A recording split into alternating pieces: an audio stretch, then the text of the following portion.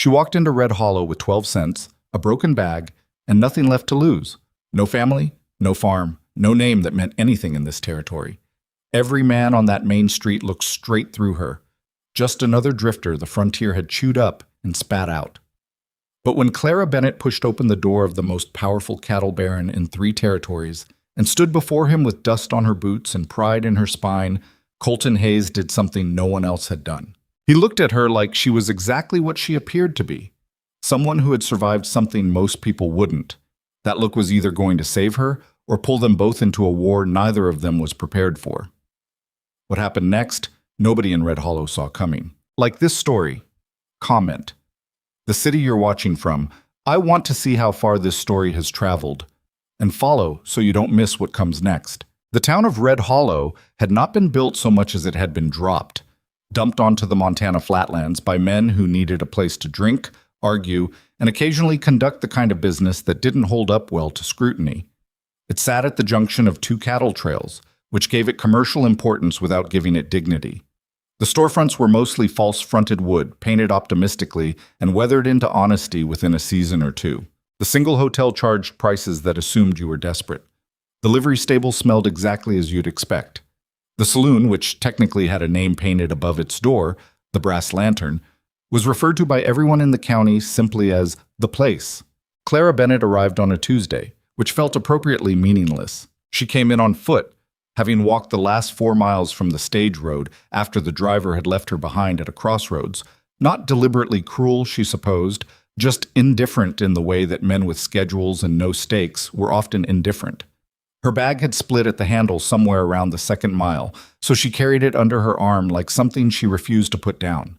Inside it, a change of underlinen, a folded photograph she hadn't looked at in 6 weeks, a small bone-handled knife her father had given her when she was 9, and nothing else of particular use. She had 12 cents. She had counted them that morning in the gray light before the stage left without her, spreading them in her palm and looking at them the way a person looks at a problem they already know the answer to. 12 cents in Montana cattle country, 140 miles from the nearest city that might have offered something like wage work, was not 12 cents. It was a statement of condition. It was a kind of proof. She was 23 years old. She had buried her mother the previous November, her father the spring before that, and her younger brother Eli the winter before that. A bad winter, one that the newspapers in the territories had called unprecedented, a word that always struck her as a little dishonest, as if calling a catastrophe unprecedented made it somehow less the catastrophe's fault.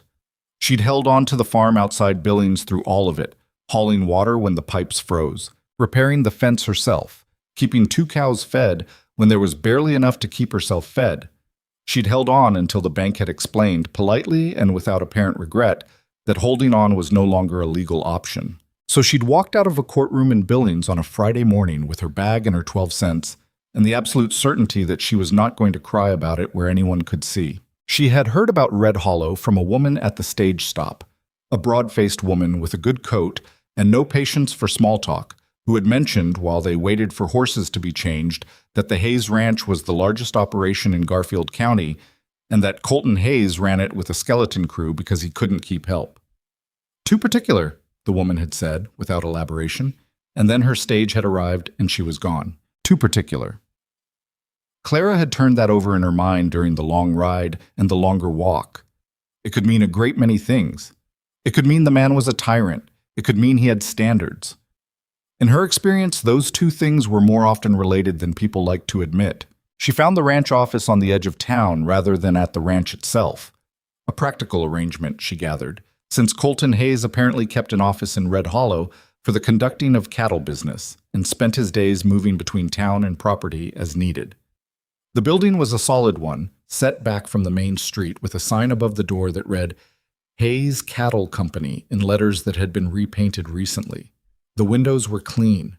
Clara stood outside for a moment, not because she was afraid exactly, more because she was aware that whatever happened on the other side of that door was going to determine the next chapter of her life, and she hadn't yet decided how she wanted to begin it. She went in. The office was smaller than she'd expected and smelled of pipe tobacco and ledger paper, and underneath that, horses. The smell that clung to men who actually worked their own land rather than merely owning it. There was a desk pushed against the far wall, a wood stove that had been cold for several hours, 2 chairs, and a map of Garfield County pinned to the wall with such precision that she immediately noticed the 3 pins that were slightly crooked. The man behind the desk looked up. He was not what she'd expected, though she couldn't have said precisely what she had expected. He was somewhere in his mid-30s, built like a man who had spent his life doing physical work rather than directing it. Broad through the shoulders, with hands that rested on the desk, with the particular stillness of someone accustomed to patience. His face was weathered in a way that suggested years outdoors rather than years of hard living, which was a distinction she'd learned to make. He had dark eyes and a short beard that was growing in a direction slightly at odds with itself, and he was looking at her with an expression she couldn't immediately name. Not dismissal, not suspicion, something more considered than either. "Hayes Ranch?" she said. She hadn't meant it to come out as a question. She cleared her throat. "I was told this is where I'd find Colton Hayes." "You were told right." He didn't stand, which some men would have done automatically, and others wouldn't have done at all. He just watched her, waiting. "I'm looking for work," Clara said. She'd decided on the walk over that she wasn't going to dress it up or explain herself into a corner. "I can cook, manage accounts, keep a house in order, and I've run a working farm, so I'm not afraid of the kind of labor most women in employment ads say they're willing to do, but aren't. I'm looking for wages and room and board. I have references." This was a mild exaggeration. She had a single letter from the bank manager in Billings, which confirmed her character if not her employment history. "And I'm available to begin immediately." Colton Hayes said nothing for a moment. His eyes moved over her in a way that was assessing rather than appraising. There was a difference, and she'd learned to distinguish between them. He was reading her the way you'd read a piece of ground before deciding whether to run cattle on it. "Where are you coming from?" he asked. "Billings. Originally, I've been traveling." "How long?" She calculated. "About 3 weeks, with stops." "You came in on the stage?" "Part of the way." He looked at the bag under her arm. She didn't shift it or look down at it. "I run a working ranch," he said. "Not a boarding house. The work is hard and the hours aren't regular and there's no one to complain to if you don't like how things are done." "I'm not a complainer," Clara said. Something shifted very slightly in his expression. "What happened to your family?" he asked. It was a blunt question. She decided she respected it more than a polite one would have been. "Died," she said. "Over the last few years. Farm went to the bank in the spring." "I'm sorry." "Thank you." She said it like she meant it, which she did, but she also said it in a way that indicated the subject was closed. He was quiet for another moment. Then he said, "My ranch house is about 4 miles northeast. I've had 3 housekeepers in the last 2 years. First one left because the work was too much. Second one left because 2 of my cowboys made her uncomfortable, and I let both those cowboys go afterward, which didn't fix the problem retroactively. Third one stole $40 from the household account and a good saddle blanket, and I didn't catch it until she was long gone." But he said all of this without evident embarrassment, as if he were giving her necessary information about the terrain. "The house is currently a disaster. The ranch books are 3 months behind. The kitchen hasn't produced anything I'd describe as a meal since mid-April." They stood for a half-second longer than was comfortable. Colton could feel the weight of the assessment she was waiting for, the moment where his face would confirm whatever she feared. He decided not to give her that moment. "The wagon's around the front," he said. "We've got about an hour's drive to the ranch. I had Rosa. She's the cook. She's been with the ranch since before I took it over. I had her make soup." Clara blinked. Yes, that would be welcome." He picked up her trunk himself before she could protest. She followed him around to the front of the station where the wagon was tied, and he helped her up to the seat, and they drove north through a landscape that was gray and white and very large. She looked at it without speaking for a while. "It's bigger than I expected," she said finally. "It gets bigger," he said. "You get used to the size eventually, but it takes a while." "Does it make you feel small?" He considered that. "Sometimes. Mostly it makes other things feel less important." She turned and looked at him, and he could see she was deciding something about him based on that answer. He didn't know what she decided. He put the hat on. It settled onto his head in a way that suggested long familiarity. "Colton Hayes," he said. though of course she already knew. He went out.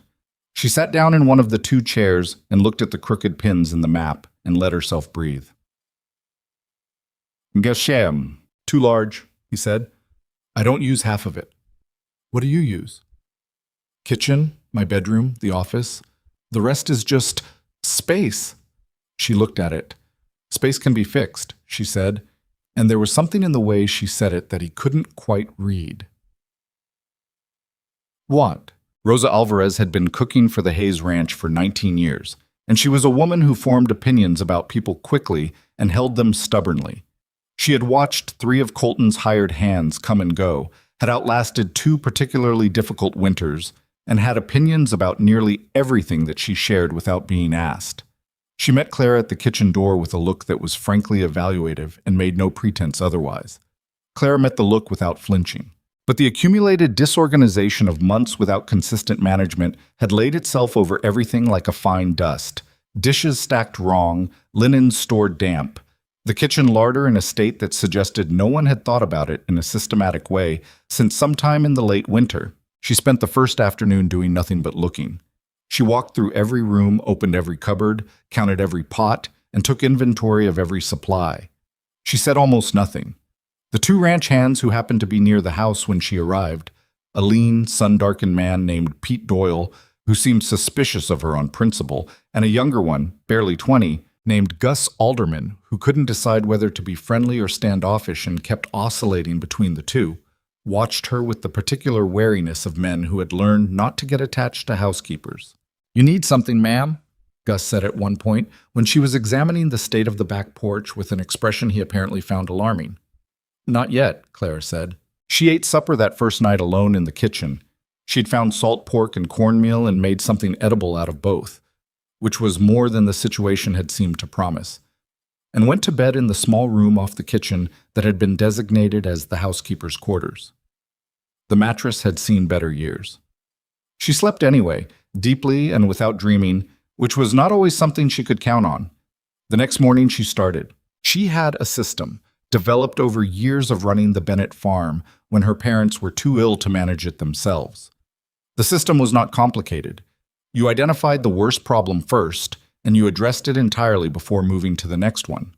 This went against most people's instinct to address everything partially and simultaneously, which created the impression of progress without the reality of it.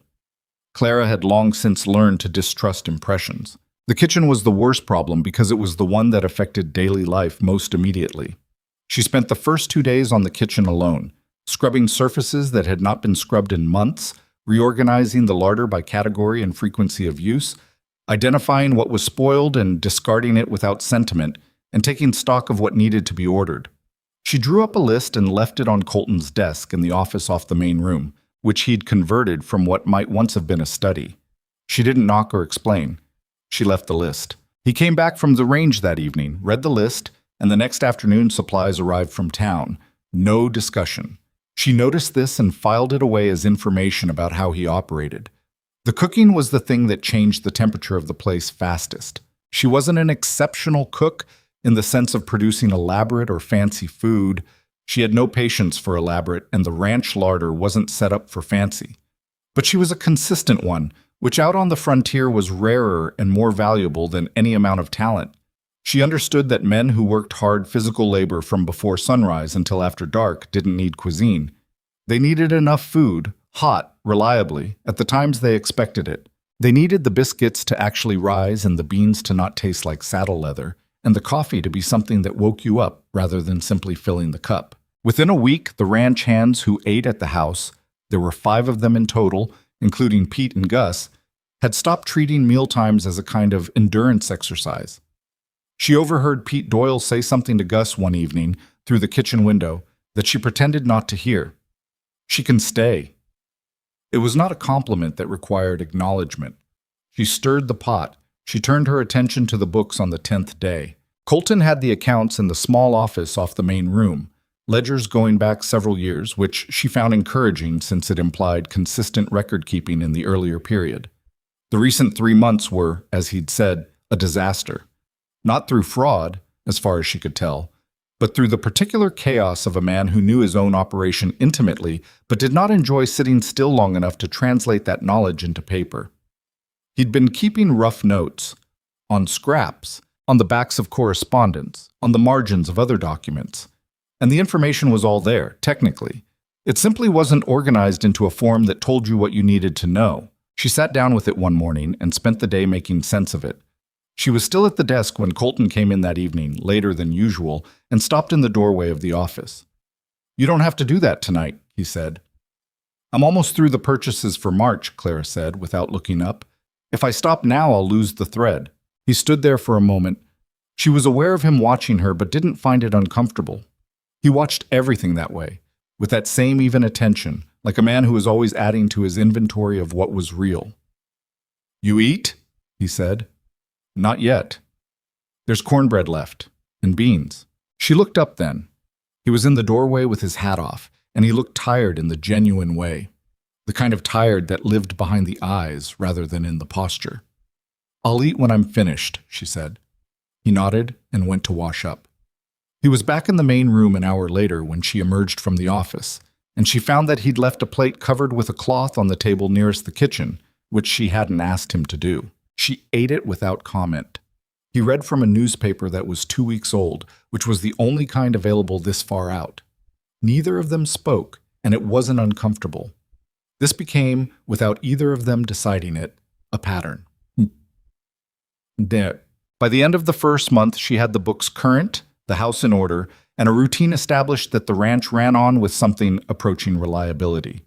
She'd negotiated with the dry goods supplier in Red Hollow to extend a small credit line under the Hayes Ranch account, something the previous housekeepers apparently hadn't known to do, which reduced the number of supply runs needed and simplified the household accounting. She'd reorganized the linen storage so that things dried before they were put away, which solved a persistent mold problem that no one had thought to investigate. She'd found that Gus Alderman, the younger ranch hand, was quietly terrified of the saddle horse he'd been assigned, and was covering it with an aggression toward the horse that was making things worse. And she'd told him so directly, which had embarrassed him acutely and then improved the situation considerably. The ranch hands had gone from suspicion to something that wasn't quite warmth, but was operating in that general territory. Pete Doyle had stopped looking through her and started looking at her, which from him was practically a declaration of friendship. An older hand named Frank Ruiz, who was missing the tip of his left index finger from an incident he described differently every time someone asked, had taken to leaving wood already split by the kitchen door each morning, which she'd thanked him for once and then let stand as the routine it had become. Colton, she was learning, was more complicated. He was a man who had learned to operate largely without other people, not because he disliked people particularly, but because he'd found that needing them created a specific kind of vulnerability that he'd been burned by enough times to respect. He wasn't unfriendly. He was, in fact, reliably decent in a way that felt less like manners and more like character. But he kept a particular distance that she recognized because she kept a version of it herself. He worked brutally hard. She knew this not because he said so, but because she saw it, the hours he kept, the state of him when he came in from the range, the decisions he made and the speed at which he made them. He knew his cattle operation the way a musician knows a piece they've played for years. Not just the notes, but the silences between them, the timing, the places where you had to push, and the places where you had to wait. She found herself, somewhat against her will, paying attention to him. It wasn't a simple thing, and she didn't try to make it simple.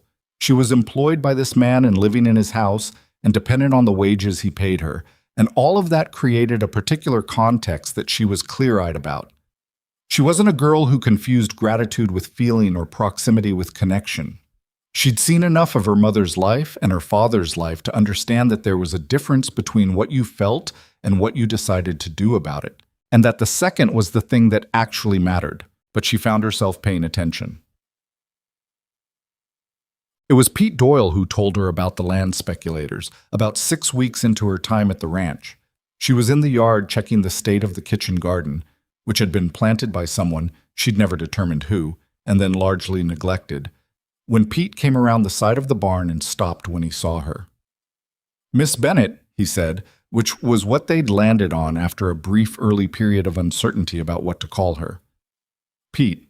He looked at the garden and then at her, and then at the garden again in the way of a man who had something to say and wasn't sure whether to say it. She waited.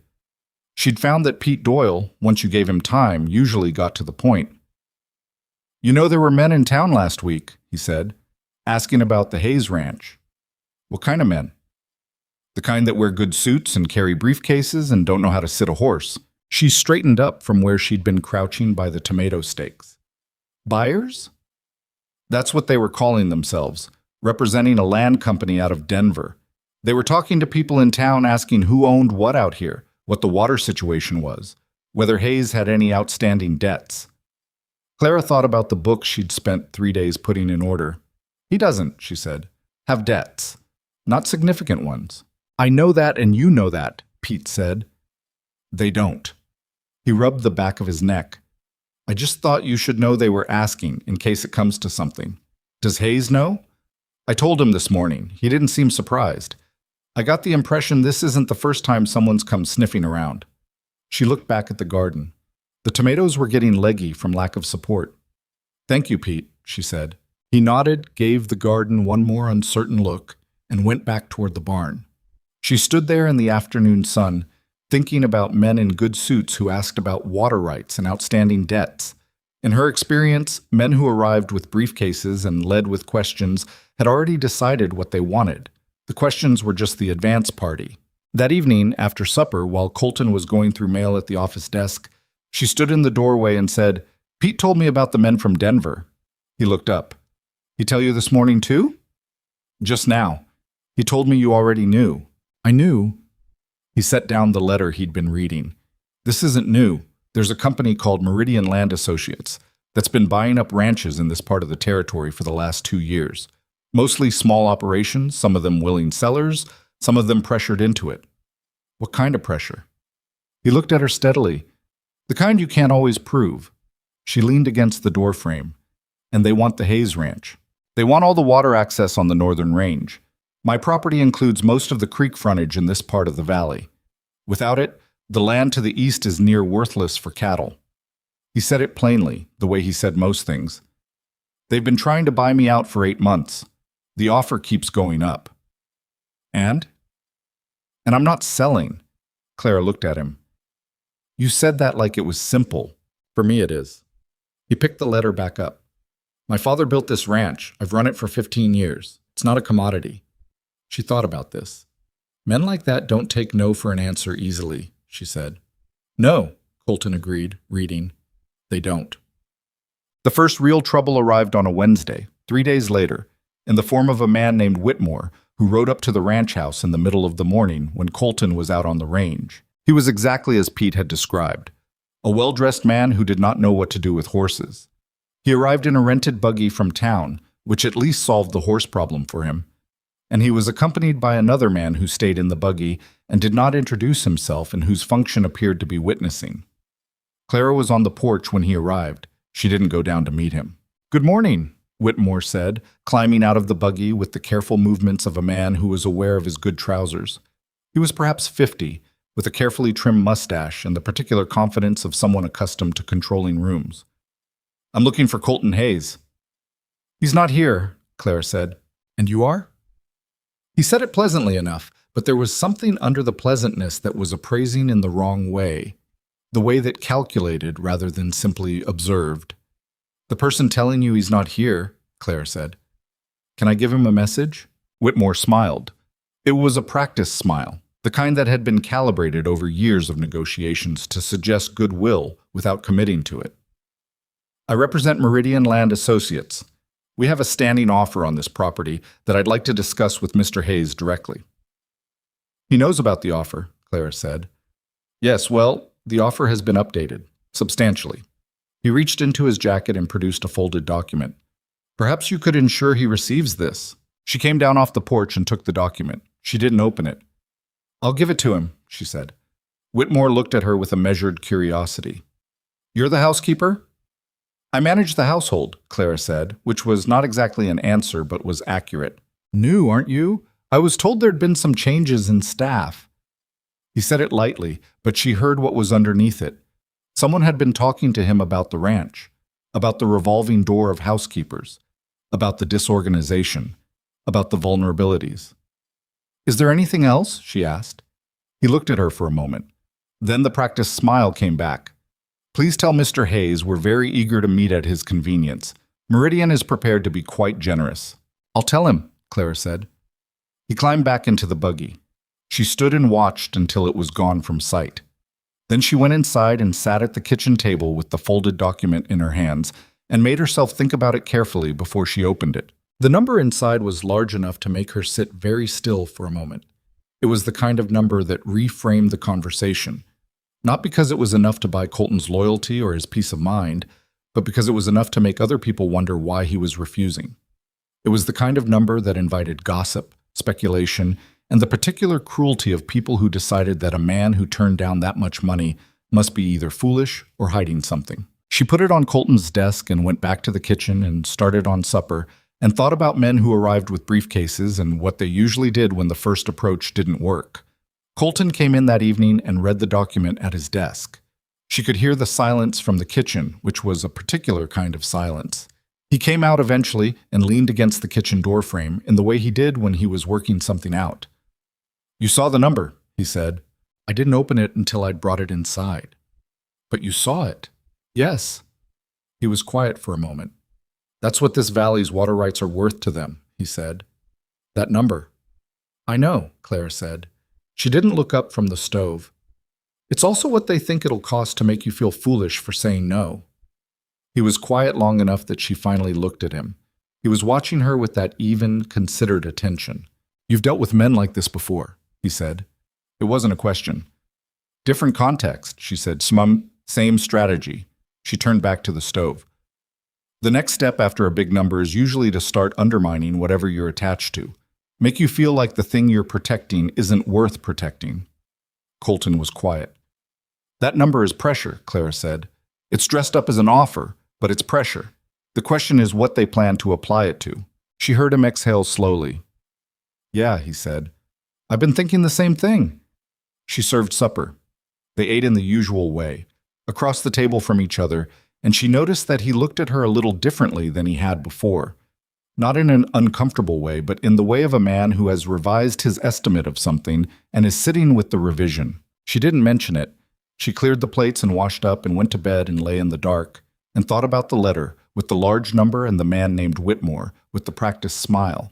And she thought about what she would do if the pressure turned toward her, because she had seen in Whitmore's careful look the calculation being made. She was new. She was a woman without family or resources. She was the kind of person who could be made to go away if the right kind of pressure were applied. She had been made to go away before. From Billings. From the farm her father built. From a life she'd planned on having. The question was whether she was finished being made to go away. She thought about it for a long time. Outside, the Montana wind moved through the grass in the way it did out here, steadily and without apology. She turned over and closed her eyes. The gossip started the following week. It began the way gossip always did, quietly, at the edges, in the form of something that wasn't quite said directly. She heard about it first from a woman at the dry goods store in Red Hollow, a Mrs. Halverston, who was friendly enough in a way that managed to also be deeply interested in other people's business. Clara had come in for the weekly order, and Mrs. Halverston had looked at her with an expression that was trying to be sympathetic. I suppose it's nice to have steady work, Mrs. Halverston said, while she tallied up the account. Out at the Hayes place. It is, Clara agreed. I'm sure Mr. Hayes is grateful. A pause that had too much work in it. He's been needing reliable help for some time. Yes, Clara said. Some folks in town were wondering, well, it's not my business, but a single woman out at a bachelor's ranch. Mrs. Halverston trailed off with a small, meaningful compression of her lips. Clara counted out money from the household account. Were they wondering about that? She said. It wasn't a question. Only in the way people wonder, Mrs. Halverston said quickly. Not with any... It's just that some people have been saying... What people have been saying, Clara said, picking up the box of supplies, is their business, not mine. Good afternoon, Mrs. Halverston. She walked out. She put the box in the wagon and sat on the seat and took 3 even breaths. Then she drove back to the ranch and unloaded the supplies and put them away, and thought about Whitmore, and the large number, and the particular usefulness of a town that was already primed to think the worst. She didn't tell Colton about Mrs. Halverston, not yet. Not because she was protecting him, but because she wasn't sure what to make of it yet herself. But the following Thursday, when she went back into town for a meeting with the dry goods supplier about the credit account, she overheard two men outside the barber shop talking in the way men talked when they wanted to be overheard. Loud enough for it to carry, quiet enough to maintain deniability. The words she caught were, "Hayes Ranch, that woman he hired, nobody knows where she came from." She walked past them without looking. Her hands were steady. That evening, Frank Ruiz asked her quietly, over the dinner dishes, whether she'd heard any talk in town. "Some," she said. Frank was quiet for a moment, drying a pot with the methodical care of a man who'd been doing dishes for years. "It's coming from somewhere," he said. "That kind of talk doesn't start itself." "No," Clara agreed. "It doesn't. Pete figures Meridian's got someone in town they use, someone they pay to start things moving when they want the pressure on." She hadn't confirmed this, but she'd been thinking the same thing. Meridian Land Associates had the money and the sophistication to know that the most effective way to isolate a man was to make everyone around him uncomfortable. If the ranch house was under a cloud of talk, it became harder to keep good help. If the help left, the operation became more vulnerable. If the operation became more vulnerable, "Does Hayes know?" she asked. "I think he suspects," Frank said. He hung the pot on its hook. "He's been through it before, some version of it. About 4 years back, when Meridian first started moving in the valley, the talk then was about the ranch's finances." He glanced at her sideways. "This time, the talk's different." She understood what he was saying. The first time, they'd attacked the business. Now they were attacking something personal, her. "Thank you, Frank," she said. He nodded and went out. She stood in the clean kitchen in the evening quiet and thought about what it meant to be someone's weakness. How men like Whitmore found the thing a person valued and put pressure on it, not because they necessarily wanted the thing destroyed, but because they wanted the person to move. She thought about Billings and the bank and the farm and all the places she had been made to leave. She was tired of leaving. She dried her hands on the kitchen cloth and went to find Colton. He was in the office, which was where he usually was at this hour, and he looked up when she appeared in the doorway. She'd interrupted something. He had letters spread across the desk, but he put them down without being asked. "The talk in town," she said. "About me." He was very still. "I've heard some of it." "And?" "And I told Pete Doyle that anyone who repeated it in my hearing was going to have a very short conversation followed by a long walk back to town," he said. The plainness of it, the lack of performance, made it more convincing than any declaration would have been. "That handles the ranch," Clara said. "It doesn't handle the town." "No." She leaned against the doorframe. "Whitmore started it, or his people did." "Probably," Colton said. "They think if they make me uncomfortable enough to leave, it disrupts things here. And a disrupted operation is easier to pressure." She paused. "That's a strategy." He was watching her with that careful attention. "You figured all this out?" "I've seen smaller versions of it." She looked at him directly. "I'm not planning to leave." Something shifted in his face. It was subtle, the kind of shift you might miss if you weren't paying attention. But she was paying attention. "Clara," he said, "I took this job because I needed work, and you needed someone reliable," she said. "Neither of those things have changed. If I leave because some men in good suits want me to, then I am deciding that the life I've been trying to build since Billings is something that can be ended by the first person who applies pressure to it. I'm not willing to decide that." He was quiet for a long moment. The lamp on his desk threw a warm, uneven light across the papers, and somewhere outside the wind was moving through the grass in the way it did here, steadily, like something that had been doing it forever and intended to keep on. "You should know that it might get worse before it gets better," he said. "Meridian doesn't let go easy." "I know," Clara said, "and I can't promise you that nothing will come of it. I can promise you that I'm not going to let them have this ranch, and that I'm not going to make you feel like a problem I need to manage." She looked at him. He looked back. The lamp made shadows in the corners. "That's enough," she said. She went back to the kitchen and finished up for the night and went to bed. And this time when she lay in the dark listening to the Montana wind, She felt something she hadn't felt in a long time. Not hope exactly, which was a thing she'd learned to be careful about, but something quieter and steadier than hope, a reason to stay. The talk in Red Hollow didn't die down. It settled in the way bad weather settled over the valley. Not all at once, not dramatically, but gradually, until one morning you looked up and realized the sky had been the same color for so long you'd stopped expecting it to change. Clara noticed it in the small adjustments people made when she came into town.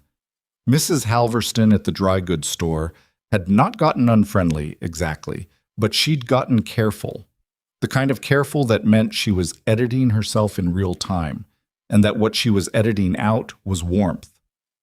The man at the feed supplier, a Mr. Oakes, who had always been brisk but fair, had started finding reasons to make her wait. Not long, never long enough to complain about, just long enough to feel it. She felt it and she said nothing, and she kept coming into town every week on schedule, because the alternative was to stop coming, and she wasn't going to do that. What bothered her more than the coldness was the fact that she couldn't trace it. Gossip in a small town was usually visible. You could follow it back the way you followed a creek upstream, through the smaller tributaries, back to the source. But this had the quality of something that had been seeded rather than grown naturally, dropped in multiple places at once, so that it seemed to come from everywhere. She would hear a version of it from Frank, who'd gotten it from a man at the livery. She'd hear a different version from Gus, who'd been in the saloon on a Saturday and caught pieces of a conversation he wasn't meant to catch. The versions were slightly different in their details, but consistent in their thrust.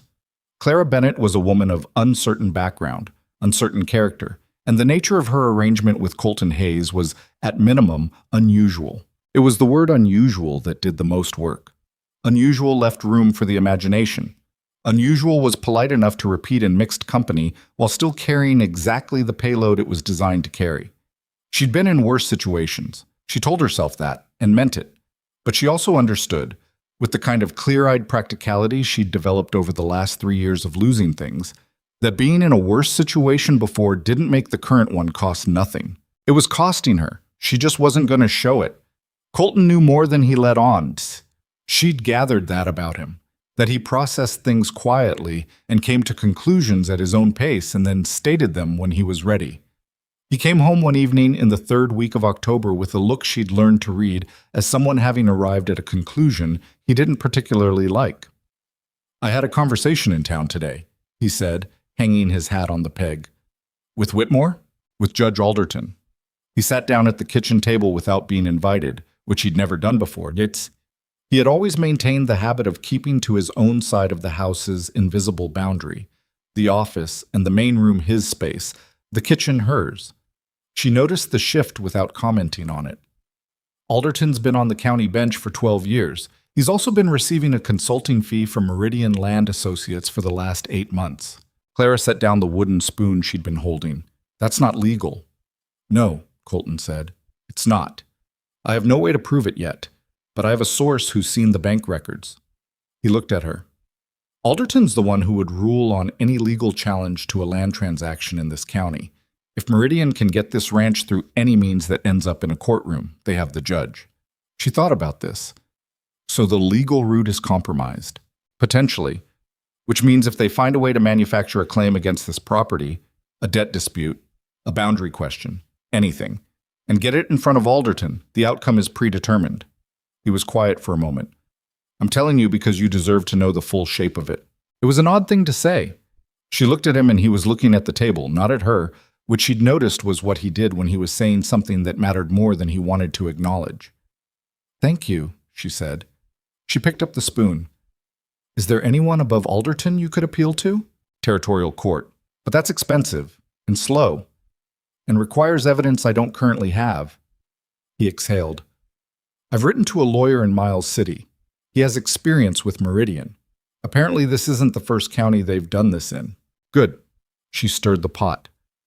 "While you're waiting for the lawyer, keep your records clean. Every transaction, every agreement, everything in writing. If they're planning to manufacture a debt dispute, they need your books to be uncertain enough that a judge could rule either way." She didn't look up from the stove. "Your books aren't uncertain. I've made sure of that." He was quiet long enough that she finally glanced at him. He was watching her with that expression she'd started to recognize and hadn't yet named, Not quite surprise, not quite admiration, something that combined both with something else. "You think like a lawyer," he said. "I think like someone who's been on the losing end of a legal proceeding," Clara said. "It teaches you to read the strategy." He said nothing to that, and she went back to cooking, and they ate supper with the particular ease that had developed between them over the weeks.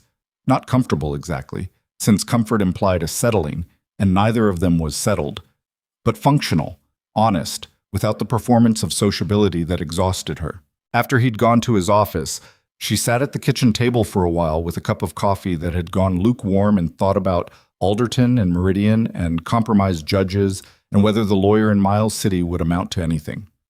She thought also about Colton saying you deserve to know the full shape of it and what it meant that he'd said that, what kind of revision it represented, and a man who had spent 15 years learning not to bring other people into his problems. She drank the cold coffee and went to bed. The first direct approach came on a Friday in late October. She was alone at the ranch house.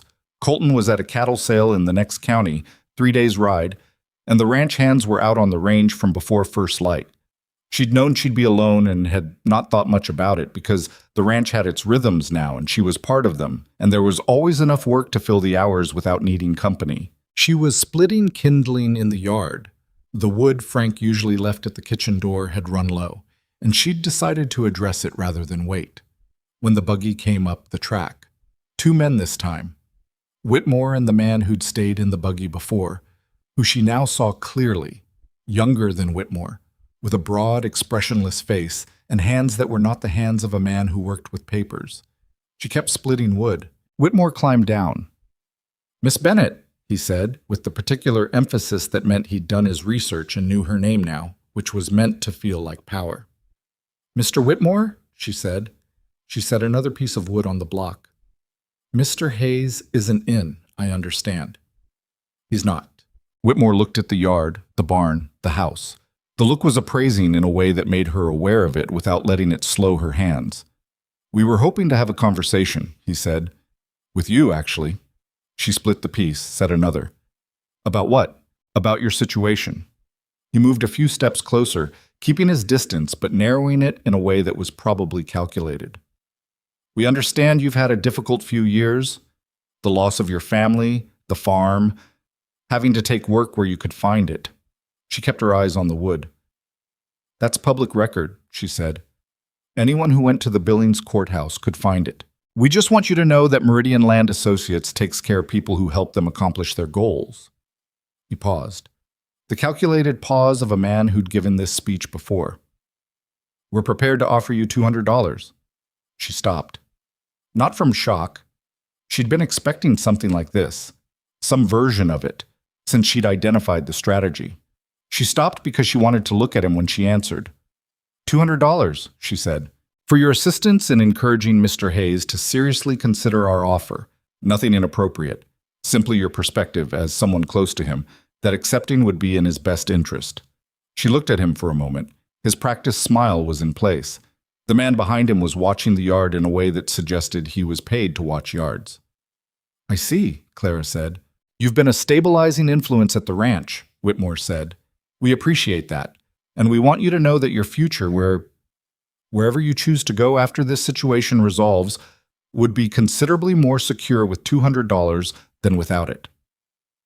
After this situation resolves. She heard the structure of it, the assumption that this would resolve against Colton, and that she would go, and that her going was something Whitmore had already accounted for.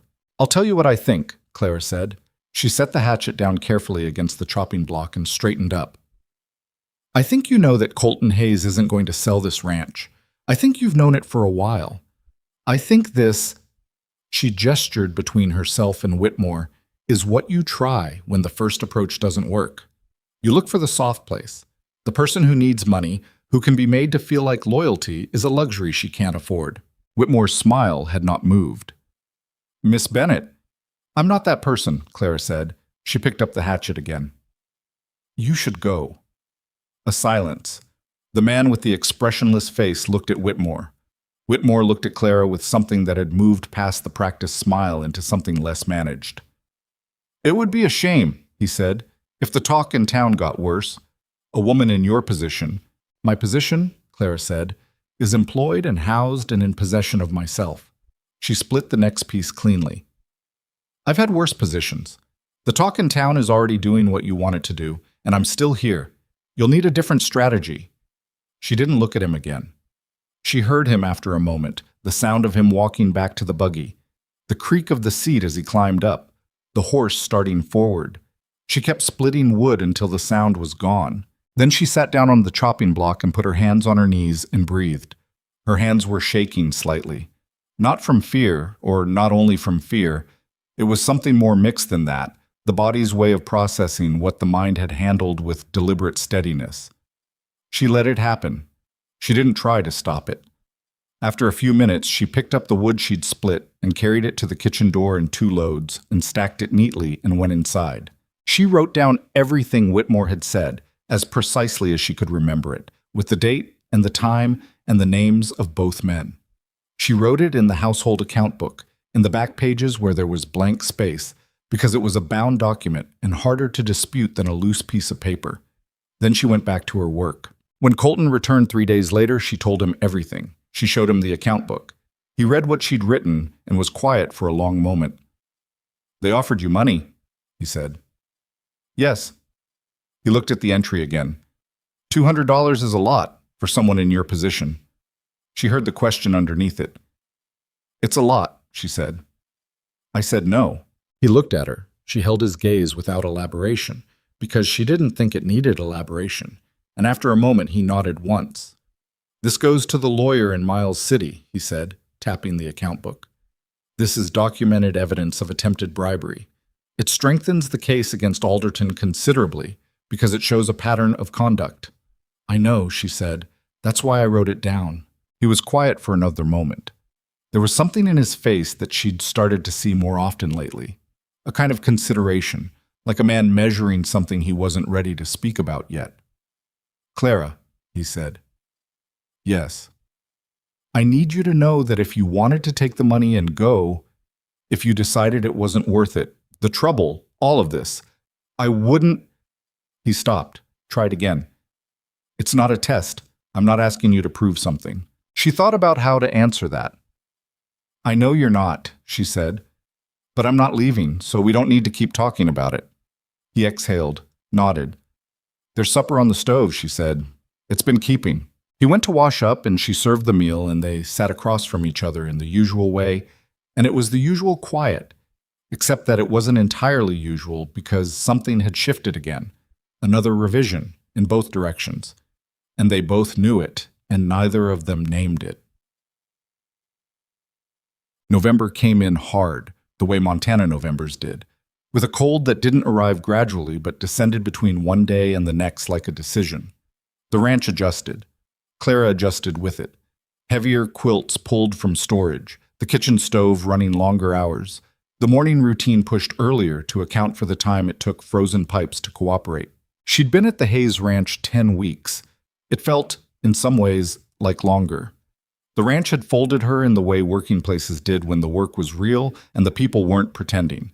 Not warmly, not with any ceremony, but functionally, the way a good tool gets incorporated into a system, and the system begins to depend on it without making a production of the fact. Pete Doyle had become, if not friendly, then reliably decent.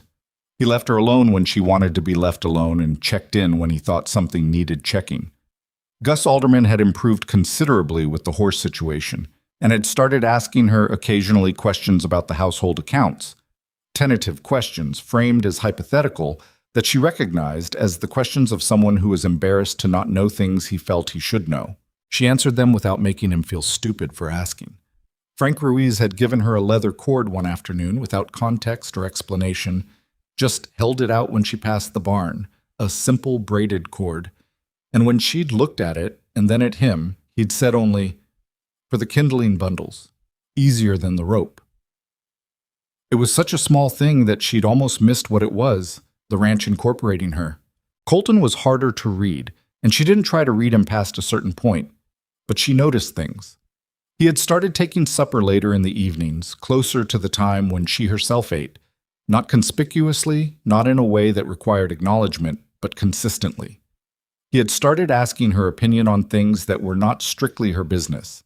the condition of the east pasture fence, a proposed trade with a rancher 2 counties over, whether a particular ranch hand he was considering hiring seemed reliable.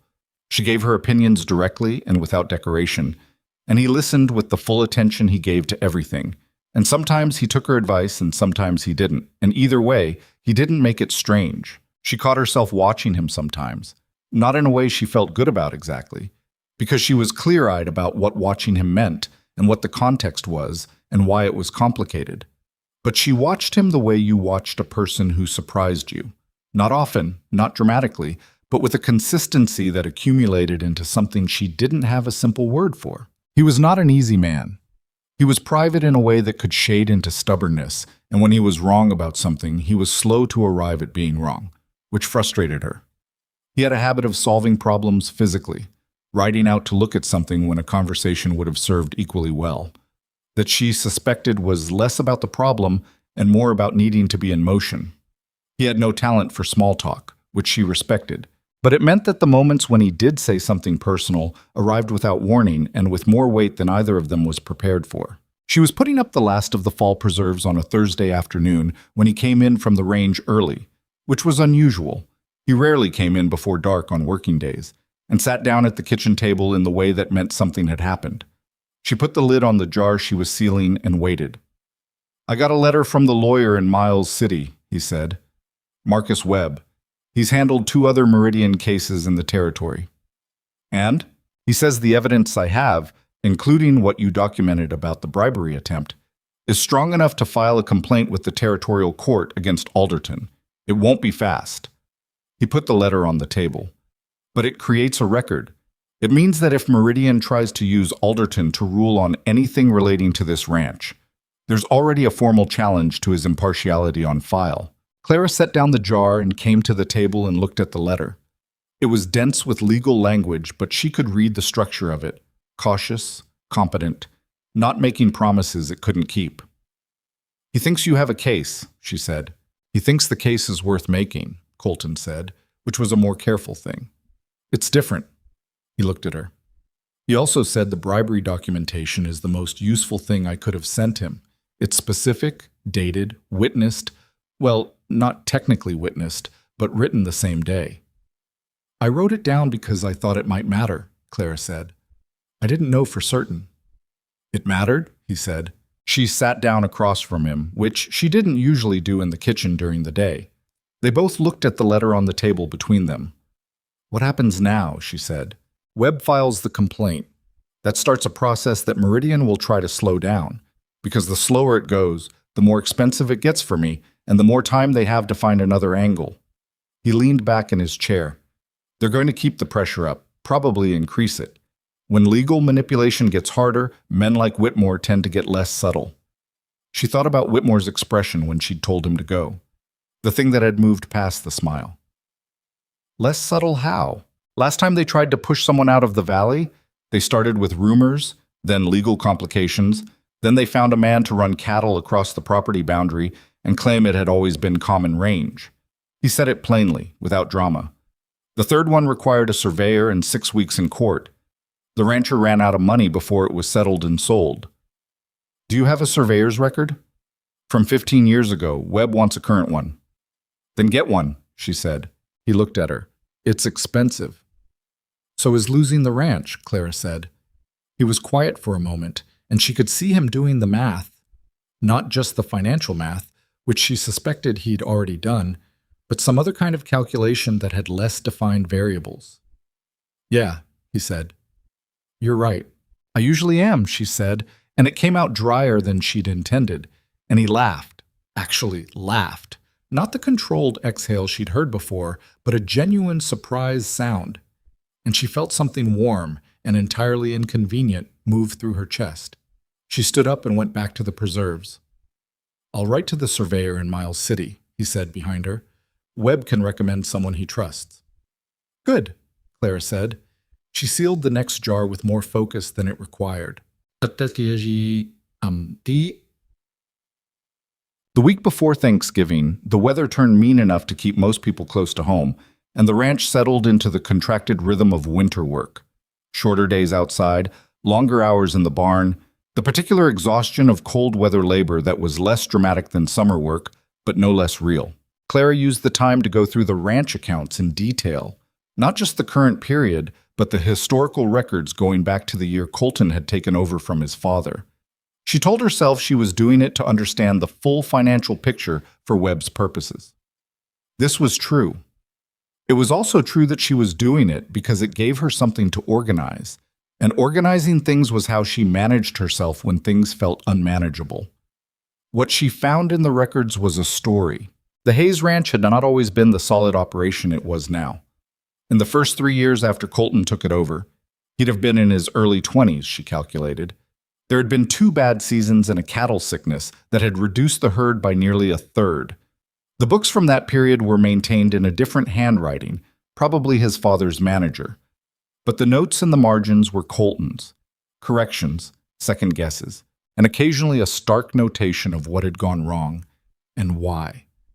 He'd written them plainly, without self-pity, in the way of someone who'd decided that understanding a failure was more useful than mourning it. She read those margins more carefully than the actual accounts. He'd rebuilt the herd by making trade arrangements she wouldn't have thought to make. Smaller ranchers, people who needed cash more than cattle, deals that had been, she suspected, more generous to the other side than they'd needed to be. He'd diversified into a small horse operation, not enough to distract from the cattle business, but enough to provide income in the years when beef prices dropped. He'd kept the ranch hands he trusted and paid them above the going rate, which meant turnover was low and the institutional knowledge stayed. None of this was in any document she'd been given. She'd assembled it herself from 15 years of records. She sat with it on a Sunday afternoon while snow came down outside the window in the lazy, deliberate way of snow that intended to accumulate, and she thought about what it meant to learn a person's history from the margins of their account books. She was still sitting there when Colton appeared in the office doorway. "You've been in here all afternoon," he said. "Looking at the historical records," she said. He came in and sat in the other chair, the one that was usually for visitors, the one she'd sat in on her first day. He looked at the spread of ledgers on the desk. "Finding anything interesting?" "The 1878 season," she said. "The cattle sickness." He was quiet. "That was a hard year. You rebuilt the herd through trade agreements," she said. "Smaller operations, flexible terms. You were carrying the cost of the deals yourself most of the time." He looked at the ledger she had open. "My father would have called it bad business," he said. "It worked," she said. "Eventually." He leaned back. "I lost a lot of sleep over it." She looked at the margin notation she'd been reading when he came in, a single line in his handwriting, after a particularly difficult month. "This will hold, or it won't. Keep going." "I read your notes," she said. "In the margins." He looked at her with something that was close to alarm. "I didn't know anyone was going to read those." "I know," she said. "I'm sorry." He was quiet for a moment. Then, "What did you think?" "That you were honest with yourself about what was happening," she said. "That's rarer than people think." She paused. "That you were scared." He looked at the window. Snow was coming down past the glass in slow, steady lines. "I was 24 and trying to save something my father spent 30 years building," he said. "Being scared was appropriate." "Yes," she said. "It was." She looked at the ledger. "You said this will hold or it won't. Keep going." "It held." He glanced at her. "It held." She closed the ledger. "I was putting together the full financial picture for Webb. The historical records show the ranch's value more clearly than the current numbers alone would. It demonstrates sustained viability. It's useful." "Clara," he said. She looked at him. He was watching her with the expression she'd never fully named, and the afternoon light through the snow-covered window was gray and even, and they were sitting very close together in the small office with 15 years of his history spread between them. "I don't know what I'd be managing right now if you hadn't stayed," he said. It was said with some difficulty, as if the sentence had required effort to construct, not because he didn't mean it, but because meaning it was uncomfortable for him. "Probably a great deal of chaos," she said, and she kept her voice even and practical because it was the only way she trusted herself to keep it. He smiled. Not the controlled version, the real one, which she'd seen maybe 5 times and which changed his face into something younger than his years. "Probably," he said. She stood up and began stacking the ledgers in order. I'll have the summary for Webb ready by the end of the week, she said, with the historical records included. He stood too. They were close enough in the small room that the distance between them was less than it usually was. He didn't move away. Neither did she. For a moment that was a beat too long for either of them to pretend it was accidental. Then she picked up the stack of ledgers and carried them to the shelf, and he went out, and she stood with her hands on the book spines and thought, this is a complication you do not need. She was right. She knew she was right. She also knew that being right and managing the actual condition of things were two different problems, and that she had never been as good at the second as she was at the first. The news from Red Hollow arrived the second week of November in the form of Gus Alderman, who had ridden into town for supplies and come back with a particular look on his face, the look of someone who'd heard something he wasn't sure how to deliver. He found her in the kitchen and stood in the door holding his hat, and she said, "Just tell me, Gus." "There's a man named Dreyer in town," Gus said. "He's saying he's got a promissory note signed by Colton Hayes from 1879. Says the ranch owes him $2,000. She put down the knife she'd been using. A promissory note. "That's what he's saying. He's been showing it around in the saloon, the Brass Lantern, talking loud about how Hayes defaulted." She thought about the 1879 records, which she'd been reading that very afternoon. She thought about the margin notes and the trade agreements and the cattle sickness. "Is the note verified?" "I don't know," Gus said. "I just heard it. Pete heard it too. He figured you should know before Hayes got back." She looked at the window. Dark was coming on. Colton would be back within the hour. "Thank you, Gus," she said. He put his hat back on and went out, and she went to the office and pulled the 1879 ledger back off the shelf and sat down with it, and went through it methodically, page by page. Every entry, every notation, every margin note.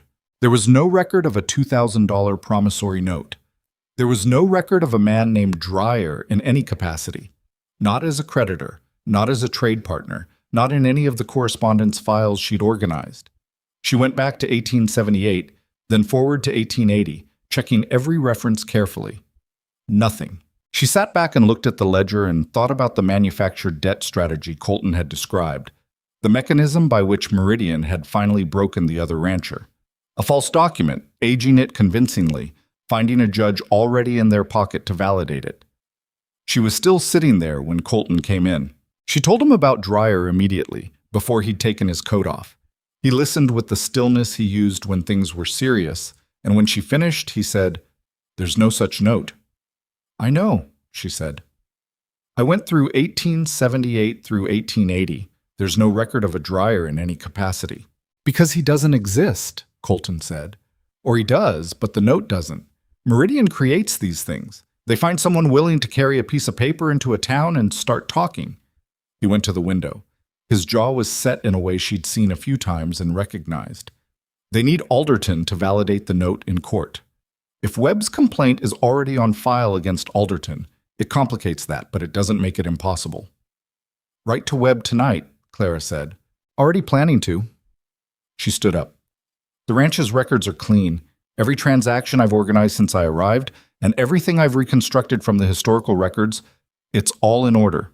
If they bring this to court, the documentation refutes it." "If the court is honest," Colton said, without bitterness, just the plain acknowledgement of how things sometimes worked, "then we make sure there's enough of a record that dishonesty has consequences," she said. "Webb needs to know about Dreyer by tomorrow. Send someone to Miles City if you have to." He turned from the window and looked at her. The lamp behind her was casting light she couldn't see, but he could, and something in his face had shifted. Not the careful revision she'd seen before, but something more unguarded, more immediate. "You're angry," he said. Not a question. She considered that. "Yes," she said. "I am." She hadn't said it out loud before. She'd kept the anger managed, put it somewhere useful, converted it into documentation and strategy and practical action. But she was angry at Whitmore and Dreyer and a judge who had sold his integrity, at the particular arrogance of men who believed that everything had a price and that patience and persistence were simply more expensive forms of coercion. "Good," Colton said. She looked at him. "It's a reasonable response," he said. "Better than the other options." She laughed, and it surprised her. A small, sharp sound that came out before she'd decided to make it. He watched her with the real smile, the one that changed his face. "Write to Webb," she said. "Tonight," he said. She went back to the kitchen. She served the meal when the hands came in, and she moved through the evening routine with the steadiness she'd built into herself over years of needing it. But underneath the steadiness, the anger was still there, quiet and clear and directed. The kind of anger that didn't make you reckless, but made you precise. Dreyer was in Red Hollow, with a piece of paper that didn't mean what he was saying it meant, and a company of men in good suits believed they could manufacture a reality and call it fact, and a judge had been paid to agree with them. She thought about 12 cents in a bag with a broken handle and a door she'd pushed open with nothing but the willingness to try. She thought about the margin note. This will hold or it won't. Keep going. She stacked the dishes and banked the stove and went to her room, and in the morning she was up before light, and the work was waiting. Marcus Webb arrived in Red Hollow on a Thursday, 3 days after Colton's letter had reached him, which meant he'd left Miles City within a day of reading it. That kind of speed said something about either the urgency he'd assigned to the case or the man himself, and when Clara opened the ranch house door to him that afternoon, she decided within about 2 minutes that it was both. He was a compact man in his late 40s, with the kind of face that gave nothing away easily, and a handshake that was brief and direct. He wore a good coat, but not a showy one, and he carried a leather satchel that had been repaired at the handle with a slightly different color of thread, a detail she noticed because she'd carried a bag with a broken handle herself, and she'd learned that how a person dealt with worn things told you something. "Miss Bennett," he said, "Colton told me you organized the historical records." "I did," she said. "I'll need to go through all of it," he said. "Every ledger from 1878 forward." "They're in order on the shelf," she said. "I'll get you coffee." He looked at her for a moment with the assessing attention of a man who was recalibrating something. "Thank you," he said, and went into the office. Colton arrived within the hour, and she left them to it, though the office door was not fully closed, and she moved through the hallway with no particular effort to avoid hearing. What she gathered was that Webb had already begun a formal inquiry with the territorial court regarding Alderton, that the complaint had been accepted and assigned to a judge in Helena, and that Meridian Land Associates had apparently responded to the filing by hiring 2 additional lawyers, which Webb described as an encouraging sign. "Encouraging?" Colton said. "It means they're taking it seriously," Webb said. "If they thought the complaint was meritless, they'd let it sit. The fact that they're lawyering up means they're worried." "And Dreyer?" A pause. Paper shuffling. "I've done some digging. The man's real. He's a small-time operator out of Wyoming who's done this kind of work for Meridian before. Carries a document into a town, makes noise, creates a public record of the dispute, even if the underlying note is fraudulent." Webb's voice was even and unhurried. "The note itself is the question. It's dated 1879, which is convenient because the original ranch manager who kept the books at that time is deceased. He died in 1882, Colton said. A fever. So there's no one to say definitively that he didn't issue a note on the ranch's behalf. That's the gap Meridian is working." Another pause. "Except your records." "Clara went through them," Colton said. "There's no Dreyer, no reference to a note of that size, nothing." "I know. I've been through them for the last 2 hours. The books are clean and consistent and corroborated by the correspondence files." A silence. "She does very good work." Clara, in the hallway, moved on toward the kitchen. She wasn't entirely sure what to do with being discussed in the third person by men who were deciding the shape of things, even when what they were saying was complimentary. It was one of those moments where the limits of her position made themselves felt in a way that wasn't dramatic enough to object to and wasn't comfortable enough to ignore. She started supper with more energy than the recipe required. Webb stayed for 2 days. He slept in the extra room off the main hall and spent his time between the office, the yard, and a series of rides out to the property boundaries with Colton. He was interested in the water access above everything else, the creek frontage, the secondary spring on the northeast pasture, the drainage patterns during heavy weather. She didn't fully understand all of it, but she understood enough to see that the physical geography of the ranch was as important to the legal case as the financial records. The land itself was the argument. On the second evening, after supper, Webb sat at the kitchen table with a cup of coffee and looked at his notes and said, without looking up, "The bribery documentation you wrote down. The conversation with Whitmore." "Yes," Claire said. You wrote it the same day. Within 2 hours of the conversation, she said, while the details were exact. You included his companion, the second man in the buggy. I described him as specifically as I could. Physical description, approximate age, the fact that he stayed in the buggy throughout. I didn't have a name. Webb finally looked up. His name is Cord Haskell. He's been identified in 2 other Meridian cases as an intimidation operative. He said it with the detachment of someone stating the weather. Your description matches him precisely. She sat down across from him. That makes the bribery attempt easier to connect to Meridian directly. It does. He looked at her steadily. You understand that if this goes to territorial court, you may be called to testify to what Whitmore said. I understand. It won't be comfortable. Meridian's lawyers will try to undermine your credibility. Your background, the bankruptcy, the circumstances of your employment here, will be part of what they use. She looked back at him with equal steadiness. I lost my family's farm because of a bank proceeding. That's not a character flaw. No, Webb said. It isn't, but they'll try to make it look like one. He held her gaze. I'm telling you so you're not surprised, not to discourage you. I'm not discouraged, she said. He nodded, went back to his notes. After a moment, good. She poured him more coffee and he thanked her, and they sat in a not unpleasant silence while the stove ticked and the wind moved against the kitchen windows. And she thought about being called to testify and what it would mean to say out loud, in a formal room, everything she'd observed since arriving at this ranch. She thought she could do it. She thought she could do it without flinching, which was a different standard and the one that actually mattered. Webb left on Friday morning, and with him went a particular kind of structured tension, the kind that came with having a professional present who turned the chaos into process. What remained after his buggy disappeared down the track was the quieter, more wearing tension of waiting. Waiting for the court to move, waiting for Meridian's next action, waiting for Dreyer to take his fraudulent note somewhere that would force the issue. December settled over the ranch in the way that November's had promised.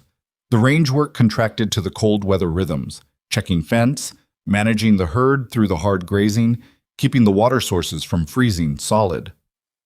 Colton was out from first light to near dark most days, and Clara kept the household running with the particular efficiency she'd refined over weeks of understanding exactly what the place needed and when. She had been at the ranch 3 months. She knew this because she'd kept track, not obsessively, but deliberately, the way she kept track of most things, as a matter of clarity.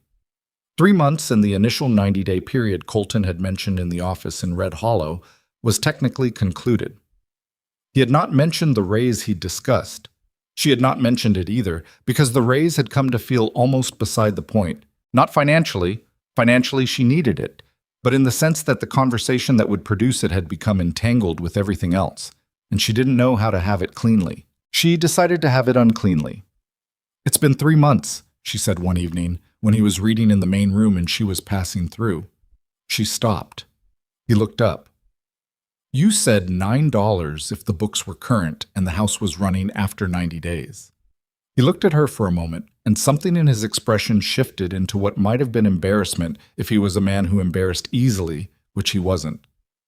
You're right, he said. I forgot. I didn't, she said. $9, he said, starting this month. I'll adjust the account. Thank you, she said, and started moving again. Clara. She stopped. I should have brought it up, he said. I didn't because... He paused in the way he did when he was trying to say something precisely. I didn't want it to feel like it was the only thing keeping you here. She stood in the doorway between the hallway and the main room, holding a folded piece of linen she'd been carrying to the storage chest, and she thought about that sentence and what it contained. It was a more honest thing than most people would have said. It was also a more complicated thing because it acknowledged that there were other things keeping her here, which was territory neither of them had named directly. $9 keeps me housed and fed, she said. The rest of it is a separate matter. She went on to the storage chest. He said nothing more, but she heard him, a few minutes later, moving through the main room to his desk, and the sound of the accounts ledger opening. The week before Christmas, Dreyer made his move. He filed the promissory note with the county clerk's office, not with Alderton directly, which would have been too obvious given the complaint Webb had filed in Helena, but with the clerk, which created an official record and triggered a formal response requirement. The Hayes Ranch was notified by a document that arrived with the mail, dry and legalistic, informing Colton Hayes that a debt of $2,000 was being claimed against the property. Colton brought the document to her without her asking. She read it twice. "They filed with the clerk instead of the court," she said. "Webb said they'd do something like this. Creates the appearance of legitimate process without immediately triggering the challenge to Alderton. It buys them time." He sat down. He looked tired in a way that was different from physical exhaustion. The tiredness of a long fight, of sustained vigilance. "I've already sent a letter to Webb." "The response window is 30 days, she said, still reading. "That's enough time for Webb to file a counterclaim if he moves quickly." "He will." She set the document down. "They're not going to stop," she said. "Not as a complaint, just as an assessment of what was real." "No," he said. "They're not." She looked at him across the table. He had his hands flat on the surface, which was a posture she'd noticed he used when he was containing something. "You could still sell," she said. She said it because it needed to be said, not because she wanted him to. "The number they're offering would set you up somewhere else. Start fresh." He looked at her. "Is that what you think I should do?" "I think you should know you have the option," she said. "I don't think you're going to take it." "No," he said. "I'm not." "Then we deal with the 30 days. He looked at her for a long moment. Outside, the December wind was doing what December wind did in Montana, which was remind you constantly that the world was indifferent to your plans. "Why?" he said. She looked back at him. "Why what? Why are you still here?" It wasn't accusing. It was genuinely asked in the way he asked things when he'd been turning them over long enough that he needed an answer to continue. She thought about how to answer that. She was aware that she could give the practical answer. The wages, the room and board, the absence of better options in the immediate sense. And it would be true enough. But it wasn't the whole of the truth. And he was asking with enough directness that the partial truth felt like a kind of dishonesty. Because leaving would mean that everything I've built here, the records, the accounts, the systems, the trust I've managed to establish with your men, it would all be handed to whoever replaced me, and Meridian would be right back to having a soft place to push. She paused. "And because I don't think I can watch someone who's trying to do a right thing lose to someone who isn't, if I have any ability to prevent it." He was quiet. "And because—" She stopped. Started again. "I came here with 12 cents and a broken bag, and you looked at me like I was a person worth the wage. I don't forget things like that." The wind moved against the window. The lamp on the table threw uneven light. "Clara," he said. "Don't," she said, not harshly. "Not right now. We have 30 days and a fraudulent note and a lawyer to coordinate with. Let's do that first." He held her gaze for a moment and then nodded, a small, deliberate motion. "All right," he said. She picked up the document and began drafting the note she would send with his letter to Webb. But Christmas passed quietly at the ranch, with less ceremony than she suspected the house had seen in previous years. She cooked a proper meal, the best she could manage with what was available, and the ranch hands came in from the bunkhouse in various states of festivity, Gus slightly pink from whatever they'd been doing out there, Frank with his hat cleaned and his good shirt on, Pete Doyle carrying a small paper parcel he placed on the kitchen table with the self-consciousness of a man who rarely gave gifts. Inside the parcel was a pair of leather gloves, plain and well-made, sized correctly for her hands. She looked at Pete. He was studying the kitchen ceiling with determination. "They're useful," he said, "for the kindling and that." "They are," she said. "Thank you, Pete." He nodded at the ceiling and then redirected his attention to the food. Colton gave her nothing, which she'd expected and which was fine, but he sat at the table through the whole of the meal rather than taking his plate to the office as he sometimes did, and he let Frank's elaborate and slightly inaccurate account of a cattle drive in his younger days go on without correction, which she recognized as a form of generosity. She watched him across the table, not trying to hide it, because the room was loud enough with Frank's story that watching went unremarked. He caught her eye once, and there was a moment where neither of them looked away for a half-beat too long, and she felt something settle in her chest that was not comfortable and was not something she'd asked for, and was not, at this point, anything she could pretend she didn't feel. She looked away first. She got up to bring more bread. The new year brought two things in quick succession. The first was a letter from Webb, who had filed the counterclaim to Dreyer's fraudulent note and simultaneously submitted a formal request to the territorial court for an emergency review of Alderton's eligibility to hear any Hayes-related cases. The territorial court had responded by assigning a senior judge from Helena, a man named Connolly, who Webb described in his letter as difficult to influence, which is exactly what we need. The second was Whitmore, who appeared at the ranch house for the third time on a January afternoon when Colton was home, which Clara suspected was a miscalculation on Whitmore's part. She opened the door and looked at him. "Mr. Whitmore." "Miss Bennett." He had the practiced smile, but it was sitting differently on his face this time, with less ease under it, the way a man wore an expression when things had not been going as planned. "Is Mr. Hayes available?" "I'm here," Colton said from somewhere behind her. He moved up beside her in the doorway and they stood there together, which was not a posture either of them had exactly planned, but which Clara noted had a particular effect on Whitmore's composure. "I was hoping we could speak privately," Whitmore said. "Whatever you want to say to me, you can say in front of Miss Bennett," Colton said. His voice was even and entirely without aggression, which somehow made it more effective than any hostility would have been. Whitmore looked at her and then at Colton. His calculation was visible, briefly, before the smile reasserted itself. "Of course.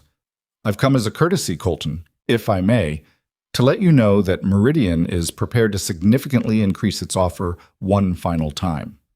The legal process has become complicated for everyone, and we believe a negotiated solution is in everyone's interest." "I appreciate the courtesy," Colton said. "The answer is still no." "The promissory note is being addressed through the territorial court," Colton said. "I have documentation going back 15 years that refutes the claim. If Mr. Dreyer wants to make his case in front of Judge Connolly and Helena, he's welcome to try." Something moved across Whitmore's face, quick and managed, but she caught it. The name Connolly had landed. Webb had been right that the Helena assignment would matter. "I see you've been in contact with Marcus Webb," Whitmore said, with a deliberate lightness. "I have," Colton said.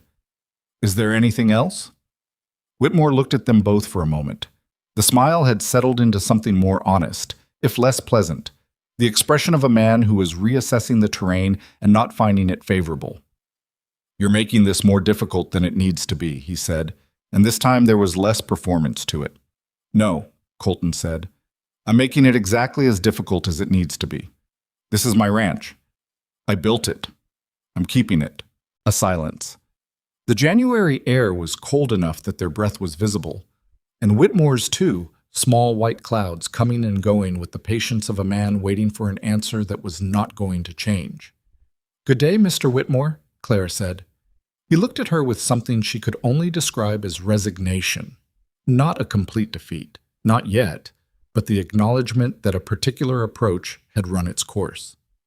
He turned and walked back to the buggy. Colton waited until the buggy had cleared the gate before he let out a slow breath and turned to go back inside. Clara followed him in and closed the door. "He'll try something else," she said. "Yes," he agreed. He went to the stove and stood near it, warming his hands. "But he's running out of elegant options. The court involvement makes everything more visible. Visible is harder." "Not impossible."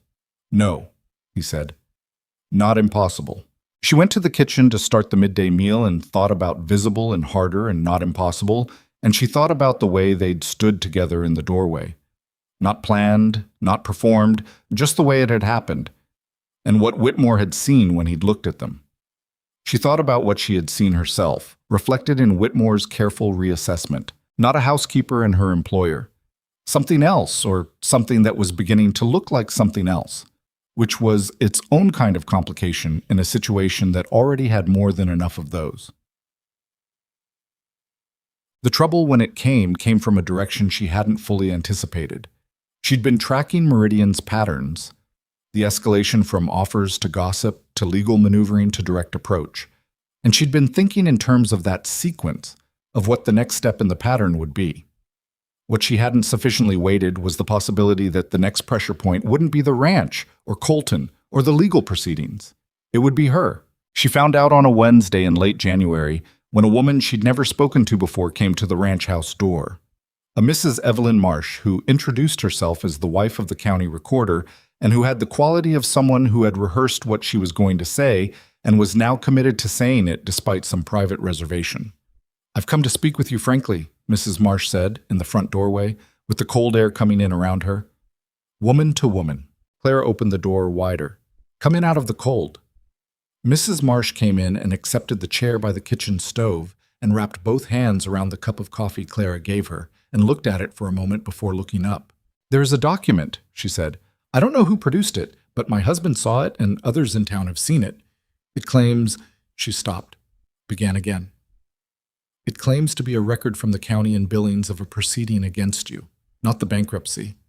Something else." Clara kept her face still. "What kind of proceeding?" "A moral one." Mrs. Marsh said it with the care of a woman who knew what words cost. "It's forged, I believe. My husband believes it too, though he can't say so publicly without— It puts him in a difficult position. But I thought you should know it exists." Clara sat down across from her. Her hands were in her lap, and she kept them still. "And people in town have seen it. Some have. Whitmore's associate, the younger man, Haskell, he's been showing it to people, selectively." She breathed through it. A forged document, targeting her specifically, designed to destroy whatever credibility she'd built in Red Hollow, and by extension undermine her value as a witness in any territorial court proceeding. It was, she had to acknowledge, a more sophisticated move than what had come before. "Why are you telling me?" Clara asked. Mrs. Marsh looked at her steadily. "Because I've watched you come into town every week for 3 months and conduct yourself with more dignity than most people manage when things are going well, and I think it's wrong." She said it plainly, without drama. "And because my husband may not be able to act publicly, but there are women in this town who can say what they've observed with their own eyes. An observed testimony is harder to dismiss than a forged document, if it comes from enough people." Clara looked at her. Mrs. Marsh was perhaps 50, with a face that showed its age honestly and eyes that were paying close attention. "You're offering to speak on my behalf," Clara said. "I'm offering to organize it," Mrs. Marsh said. "There are 4 or 5 women in Red Hollow who've dealt with you directly and found nothing to object to. If we're prepared to say that collectively, before this goes any further—" "It won't stop the document from existing," Clara said. "No," Mrs. Marsh agreed, "but it changes the conversation. Right now they're shaping what people believe about you. If the women in town start talking differently, that's a counter-narrative with actual names attached to it." Clara thought about this. It was not the kind of help she'd expected from Red Hollow. She'd spent 3 months learning to manage the town's reservations about her, not expecting anything from it. "I need to tell Colton," she said, "and his lawyer." "Of course. And I need to get a copy of the document, if that's possible. Webb needs to see it." "My husband kept one." Mrs. Marsh held her gaze. "He can make it available, quietly." Clara nodded. She picked up her own coffee cup. Her hands were steady. "Thank you," she said, "for coming here." Mrs. Marsh looked at her for a moment with an expression that was, unexpectedly, something like respect. "I almost didn't," she said. "I want you to know that. It wasn't simple." "I know," Clara said. "That makes it worth more." She told Colton that evening. He listened with the particular stillness and then said, with a quietness that was more alarming than raised volume would have been, "Haskell." Just the name. Then, "They forged a document." "It's consistent with what Webb said they'd done before," Clara said. "The manufactured debt, the character attack. It's a pattern." "It's against you directly." "Yes." He was quiet for a moment that had weight in it. "Clara, it changes the strategy for Webb," she said, because she wasn't ready for whatever was in his voice. "The forged document is more legally vulnerable than the promissory note, because there's a county in Billings where the actual records exist and can be verified. If Webb can get certified copies of the real records from Billings and put them alongside the forgery, it doesn't just discredit the document, it demonstrates fabrication, which is a criminal matter." He was looking at her. She kept her eyes on the lamp flame. "I'm going to write to Billings myself," she said. "I know who to contact. The clerk of courts there knew my family." She paused. "She liked my mother." "Clara," he said again, and this time she looked at him. His face had the unguarded quality she'd seen before, but more so. The calculation stripped out of it, the management gone. He looked like a man who had been quietly accumulating something for months and had arrived at the point where it had become too much to carry without acknowledgement. "They're coming after you," he said. "Because of me. Because you stayed." "They're coming after me because I'm useful to their strategy," she said. It was the accurate version. She believed the accurate version, but she also knew it wasn't the complete version, and she was choosing it anyway because the complete version had a shape she wasn't ready to speak aloud. "I know you think that's the whole of it," he said. "It isn't." She looked at him. The lamp flame moved slightly in a draft from somewhere, and the light shifted, and he was watching her with the kind of directness that had nowhere to hide behind. "You've been here 3 months," he said. "You walked in with 12 cents and a bag you were holding together by force of will. And in 3 months, you've organized 15 years of records and documented criminal bribery and stood on my porch and told Whitmore to his face to find another strategy. And now they're targeting you specifically because you're the most effective thing standing between them and this ranch." He stopped. "That's not an accident. That's who you are." She sat with that for a moment. It had landed in a way that made her aware of her own breathing. "I know who I am," she said. Her voice was steadier than she expected. "I know you do," he said. "I'm saying I know too, and I'm saying that whatever they do next, whatever document they produce or story they spread, it doesn't change that." He held her gaze. "I need you to know that I know." She thought about 12 cents, about the farm and the courtroom and the stage road and the 4 miles she'd walked with a broken bag, about the crooked pins in the map and margin notes in a 15-year-old ledger, about standing in a doorway in the cold January air and not moving. "All right," she said. Her voice was quiet, but it was steady. "I know." They sat in the evening quiet of the ranch house, the lamp making its uneven light, the stove ticking, the Montana winter doing what Montana winters did outside, and for a long moment neither of them spoke, and the silence had in it everything that the words hadn't quite managed to carry. Then she picked up her pen and began the letter to the clerk of courts in Billings, and he sat across the desk and read Webb's last correspondence, and they worked side by side in the lamplight until the fire needed banking and the night had gone fully dark and deep. The letter from Billings arrived in the second week of February, and Clara held it for a moment before she opened it. Not from fear exactly, but from the particular suspended feeling of knowing that what was inside would either close a door or open one, and not being entirely ready for either.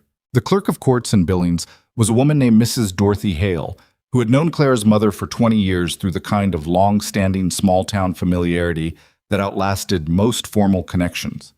Clara had written to her plainly, without dressing it up, explained the situation, explained the forged document, asked for certified copies of the actual county records pertaining to the Bennett family and to Clara herself. She'd asked for accuracy, not sympathy, because accuracy was what Webb needed, and sympathy, however genuine, didn't hold up in territorial court. Mrs. Hale had sent both. The certified copies were thorough and precisely notarized, which meant Dorothy Hale had understood exactly what they were for and had done the work with that understanding. The accompanying letter was brief. "I am sorry for what you have been dealing with. Your mother would not have been surprised by your managing it as you have. Here's what I can give you. Use it well." Clara read it twice, then folded it carefully and put it in the back of the household account book, behind the entry recording Whitmore's bribery attempt, the book that was becoming, page by page, its own kind of legal document. She sent the certified copies to Webb that same afternoon, wrapped in oilcloth against the February wet, with a covering letter explaining their provenance and significance. Webb's response came back within the week. The Billings records directly contradicted the forged document on 3 specific points that were not matters of interpretation, but of verifiable fact.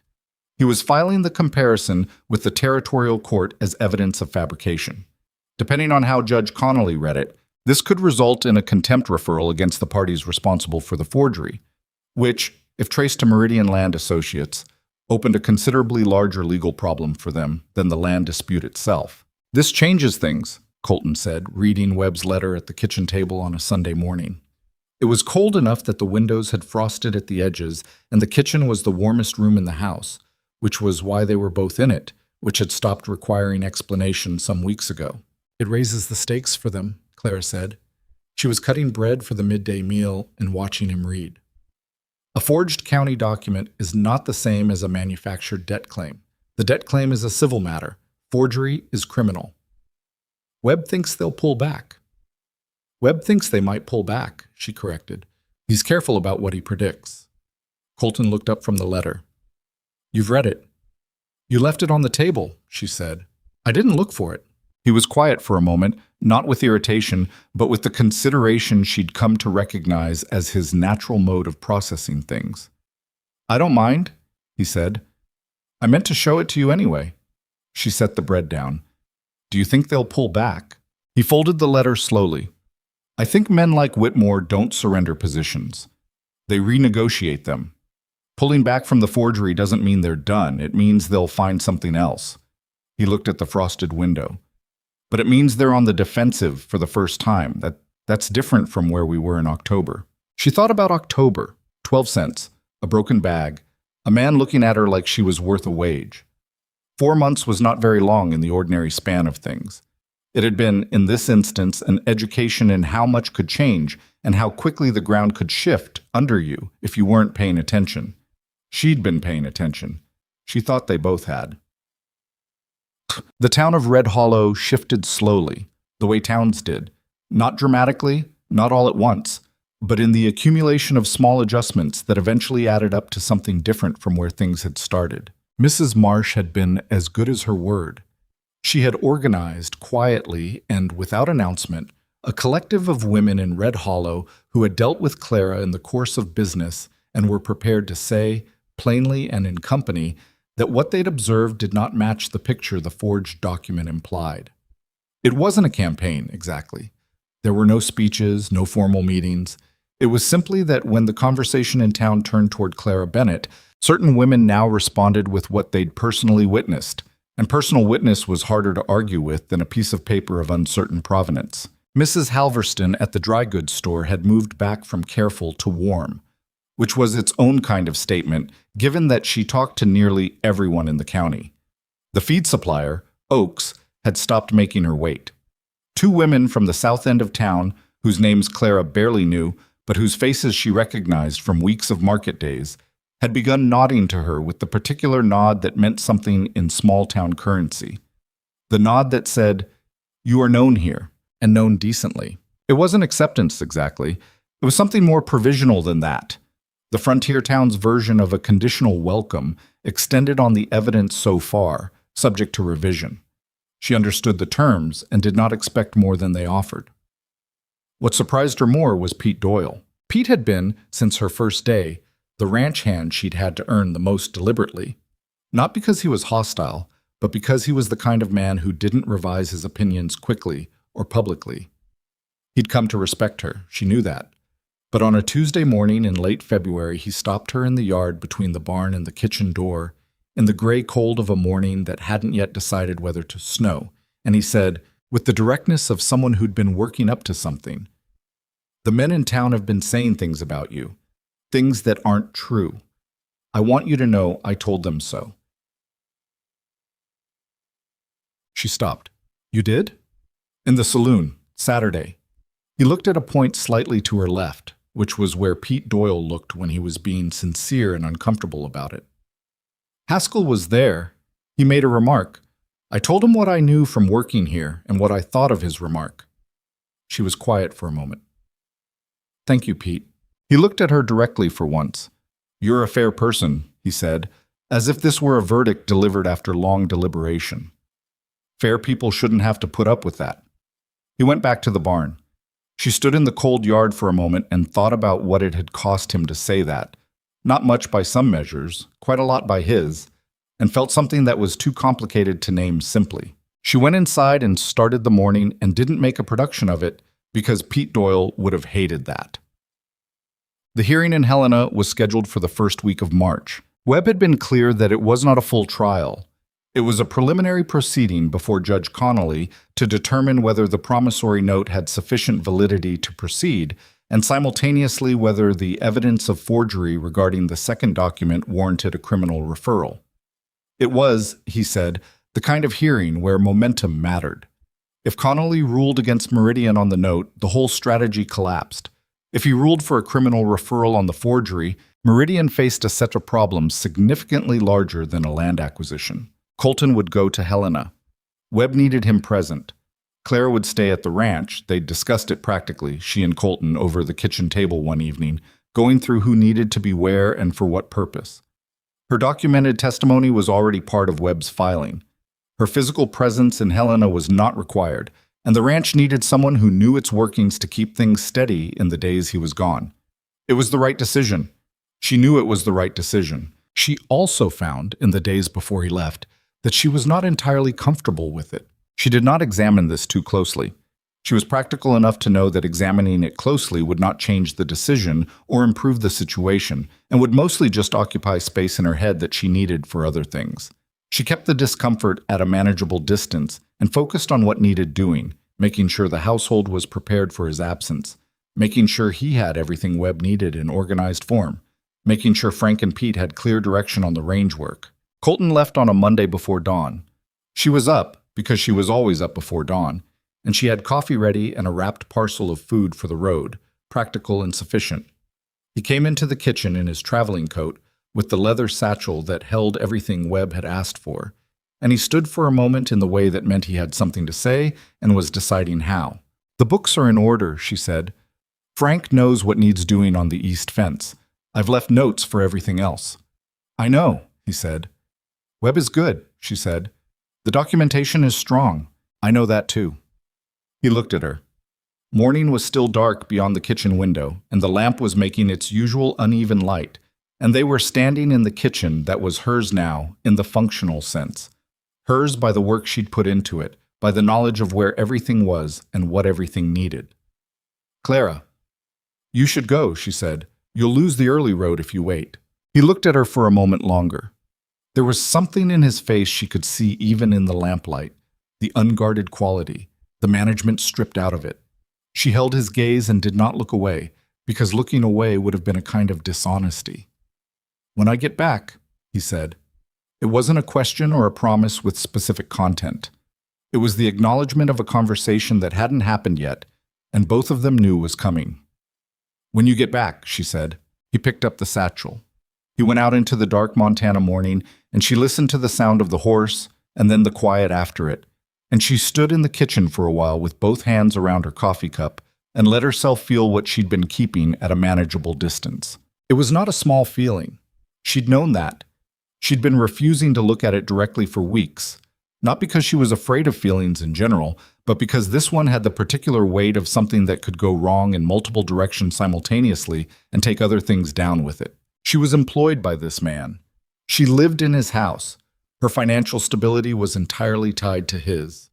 Any feeling she allowed herself had to contend with all of that context, with the question of whether what she felt was what it appeared to be, or whether it was the feeling of a person who had been in desperate circumstances, finding the nearest solid ground and calling it something more than it was. She'd asked herself that question honestly, more than once. The answer she kept arriving at was that she'd had enough experience of desperation to know the difference. Desperation made you grateful. Desperation made you compliant. Desperation made you careful about making the person you needed feel good, because needing someone was its own kind of danger. What she felt about Colton Hayes was not any of those things. It was, if anything, the opposite. She argued with him. She pushed back on his decisions. She told him things he didn't want to hear. None of that was compatible with desperation. It was something else. She washed her cup and got to work. Colton was gone for 8 days. They were not difficult days exactly. The ranch ran the way it ran. The work demanded what it demanded, and she met it. And Frank and Pete and Gus managed the outdoor operations with the competence they'd always had. The house was quiet in a different way than it was usually quiet. She noticed it and worked through it and did not make more of it than it was. On the 5th day, Haskell came back. Not with Whitmore this time. Alone, which was more interesting and also more concerning. He didn't come to the ranch house. He stopped at the gate, which was visible from the kitchen window, and sat on his horse there for several minutes. Pete Doyle came out of the barn, and they had a conversation she couldn't hear. Haskell eventually turned and rode back toward town. Pete came to the kitchen door. He was asking when Hayes gets back. "What did you tell him?" "Told him I didn't know," Pete said, which is true enough. He looked at her. "He also asked about you." whether you were still here. She held Pete's gaze. What did you tell him? Told him you were? Pete's expression was flat and entirely deliberate. And that was all he was going to get from me. She nodded. Thank you. He went. She stood at the kitchen window and looked at the empty gate and thought about Haskell asking whether she was still here and what it meant that he was asking now while Colton was in Helena and the ranch was running on its usual hands. She thought about Whitmore's earlier calculation, that she was the soft place. She thought about whether she still was. She went to the office and sat at the desk and wrote a detailed account of Haskell's visit. Time, description of behavior, Pete's account of the conversation, in the household account book, in the back pages, which had become something between a legal record and a private document of what these months had cost and what they'd produced.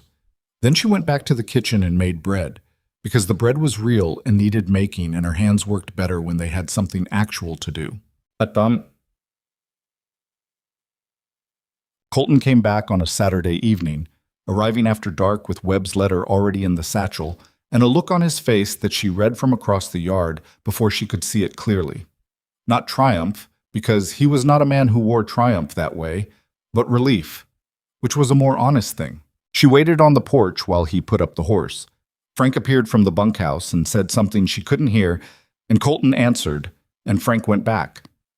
Then he came across the yard to the porch, and she stood there with the cold coming off the evening, and he stopped at the foot of the porch steps. Connolly ruled against the note, he said. She let out a breath. And the forgery? Criminal referral. Webb says Meridian will settle rather than let it go to prosecution. The settlement will include a formal release of all claims against the Hayes Ranch and a financial penalty. He paused. And Alderton resigned from the bench this morning. Webb thinks the referral filing was enough. He didn't wait for the formal proceeding. She sat down on the porch step, not because her legs were giving out, but because she needed to sit. He sat beside her, which was not something either of them had done before. Just sat on the porch steps in the dark. And the cold was real, and the evening was quiet, and the Montana sky above the ranch was doing what it did on clear winter nights, which was put more stars in it than seemed strictly necessary. It's over, she said. The legal piece is over, he said. Meridian's not done as a company. They'll move to the next county, find the next operation. But they're done with this ranch. He was quiet for a moment. Webb said the documentation we built, the bribery record, the Billings certified copies, the pattern of evidence, was the strongest case he's put together against them. He said it held because it was thorough. She thought about evenings at the desk with ledgers going back 15 years. She thought about a margin note that said this will hold, or it won't. Keep going. It was thorough because it needed to be, she said. He was looking at the stars. She was looking at the yard. Somewhere in the dark, one of the horses shifted in the barn, a quiet sound that settled back into silence. I need to tell you something, he said. She waited. In Helena, during the preliminary session, Meridian's lawyer made an argument about the reliability of your testimony, used the fact that you were employed here, that you had a financial dependency. He was careful with the words, choosing them. He said the record you kept was self-serving, that you had reason to document things in ways that favored the ranch. That's a reasonable argument, she said. It would occur to any competent lawyer. Connolly asked Webb to respond to it. He paused. Webb said, essentially, that a woman who arrived with nothing and built something reliable is exactly the kind of witness whose record you trust, because she had everything to lose if she got it wrong.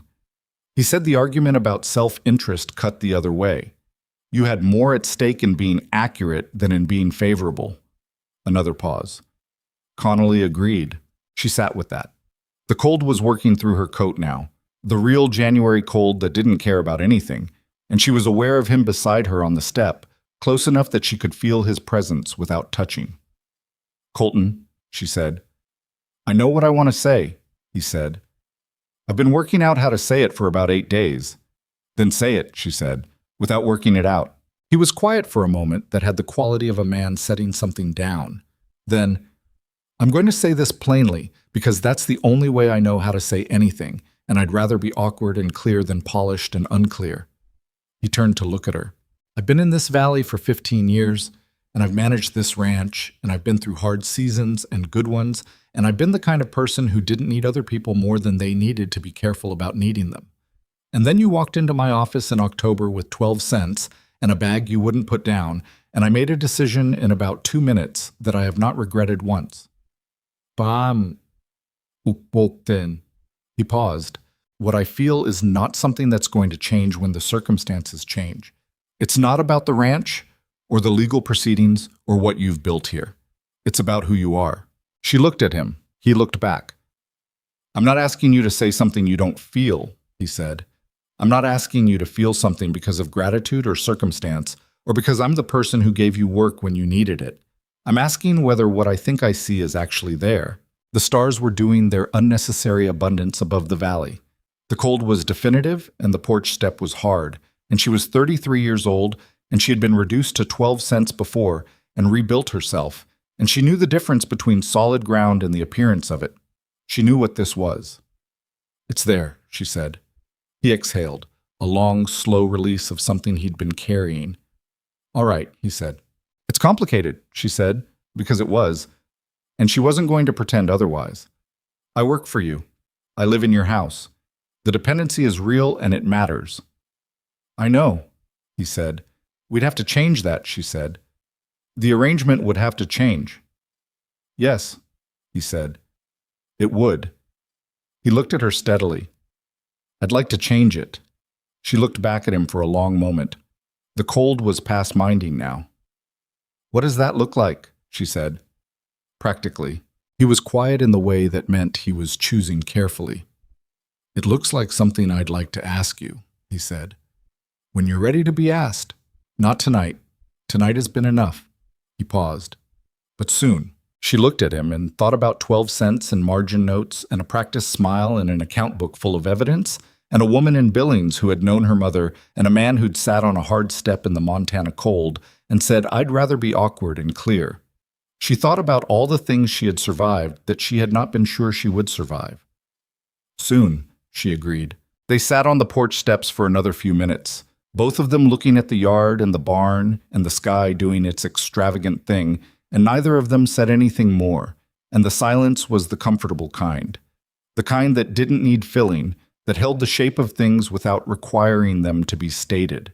Then the cold made the decision for them and they went inside, and she put the kettle on and he sat at the kitchen table and she asked about the road from Helena and he told her, and the kitchen was warm, and the ranch house settled around them in the way of a place that had accepted something.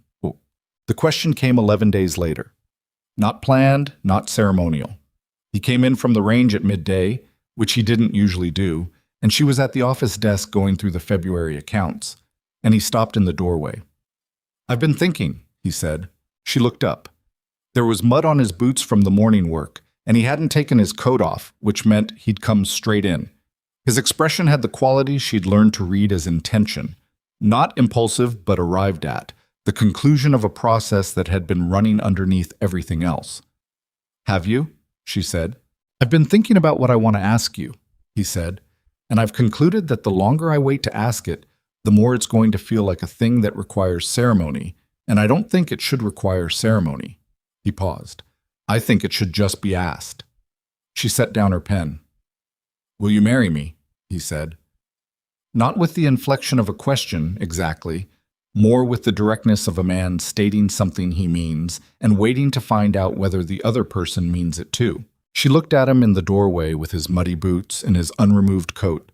She thought about the last 4 months and what they'd been and what they'd cost and what they'd produced. She thought about dependency and context and all the complicating factors she'd laid out on the porch step in the cold, which were real and did not disappear just because the feeling was real too. She thought about the fact that she'd been looking at the question for weeks and had arrived at an answer she trusted. Yes, she said. He exhaled. It was not a dramatic exhale, but it was the exhale of a man who had been reasonably confident and was now certain, which was a different thing and a quieter thing, but more settled. All right, he said. You still have your coat on, she said. He looked down at himself. I came straight in. I noticed. She picked up her pen. The February accounts need finishing. I'll let you finish them. He started to turn. Colton. He stopped. "Tonight," she said. "We'll talk about the rest of it tonight." He nodded, the small, deliberate nod. He went back out. She heard his boots on the porch and then the yard, heading back to whatever needed doing in the afternoon. She looked at the account book open in front of her. The numbers were clear and organized and accurate, the way she'd made everything in this place. Not perfect, not without effort, but reliable. Solid. The kind of record that held up when examined. She picked up her pen and went back to work. And the kitchen was warm. And outside the February light was doing its thin best across the Montana Valley. And somewhere on the east pasture she could hear the distant sound of ranch work continuing, as it always did, as it always would. She finished the accounts and closed the book and sat for a moment in the afternoon quiet, with her hands flat on the desk, and she thought, this will hold. The settlement documents from Meridian Land Associates arrived on a Wednesday in early March, and they were, as Webb had predicted, thorough in the way that documents produced under legal duress tended to be thorough. Comprehensive, carefully worded, signed by 3 people whose signatures all looked like they'd been produced under conditions of significant displeasure. Clara read them at the office desk while Colton stood near the window with his arms crossed, and the expression of a man who was waiting to feel something he hadn't quite reached yet. Webb had sent a cover letter explaining each clause: the formal release of all claims against the Hayes Ranch, the financial penalty paid to the territorial court, the acknowledgement, buried in the middle pages in language that had been negotiated down from something stronger but was still there, that Meridian Land Associates had engaged in conduct inconsistent with lawful land acquisition practice in Garfield County, Montana Territory. It was not a confession, it was not justice in the complete sense. It was what the law produced when it worked at its actual pace, rather than the pace you needed it to work. Partial, procedural, and real. "It's enough," Clara said. Colton looked at her. "Is it?" She set the documents down. "It stops them. It creates a record that follows them to the next county, the next operation. Webb can reference this in future cases." She paused. "It's not everything. It's enough." He was quiet for a moment. She watched him work through it, the part of him that wanted Whitmore in a courtroom answering for the forged document, for the bribery attempt, for the years of pressure applied to people who couldn't afford to resist it. That part was real, and she didn't dismiss it.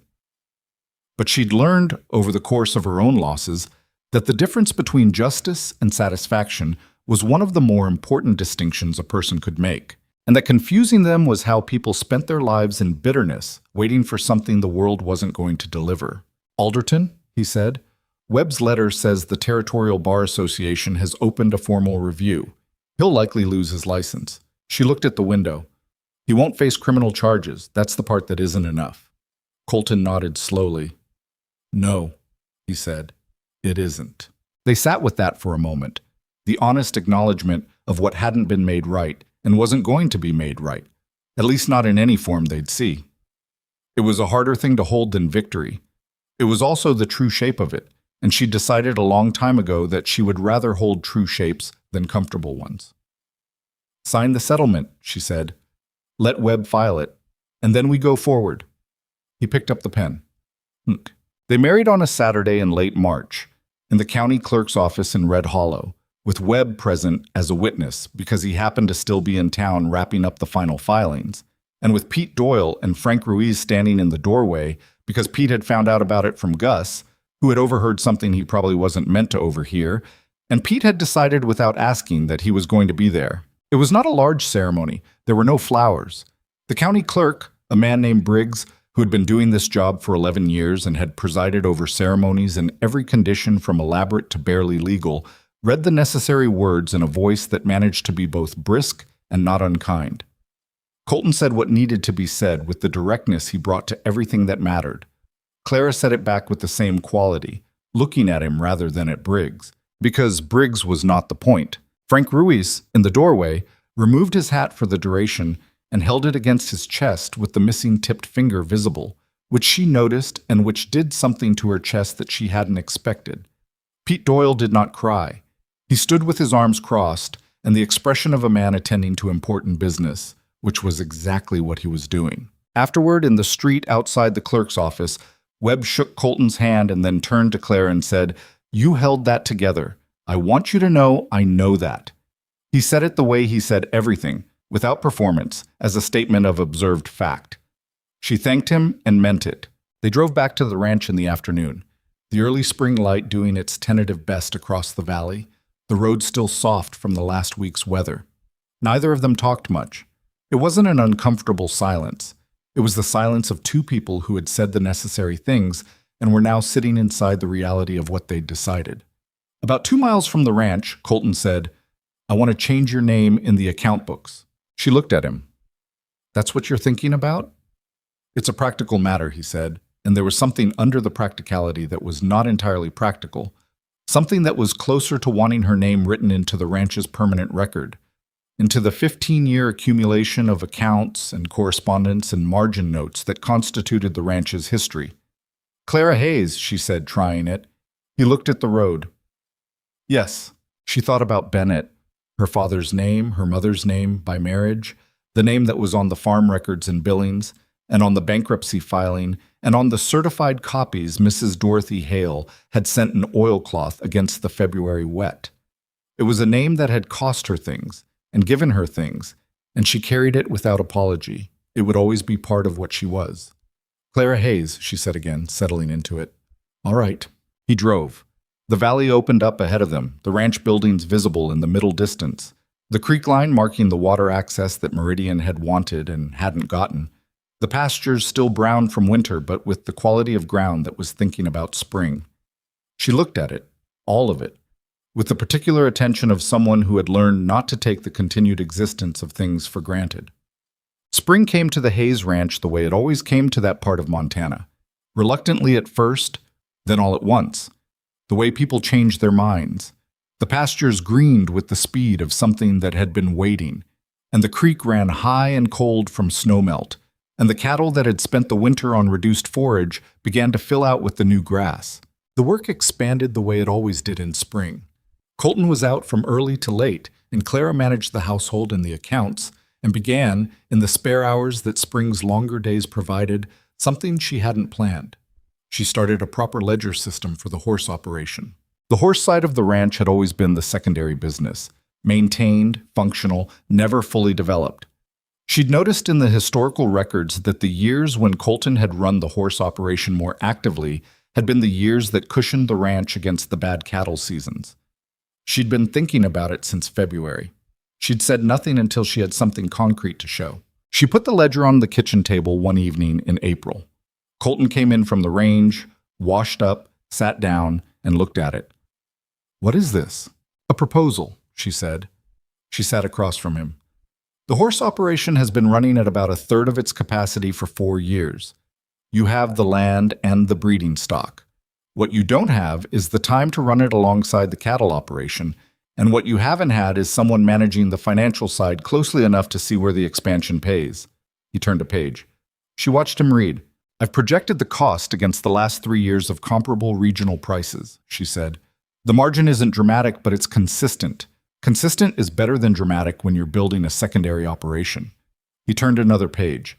She'd done the projections carefully, checking them twice, aware that she was presenting this to a man who knew his own ranch intimately and would spot anything that didn't hold. "You'd need 2 additional hands for the expansion year," he said, without looking up. "I've accounted for that in the cost column." He found the line, looked at it, nodded. "The Erickson Ranch sold off a good breeding stallion last fall," he said.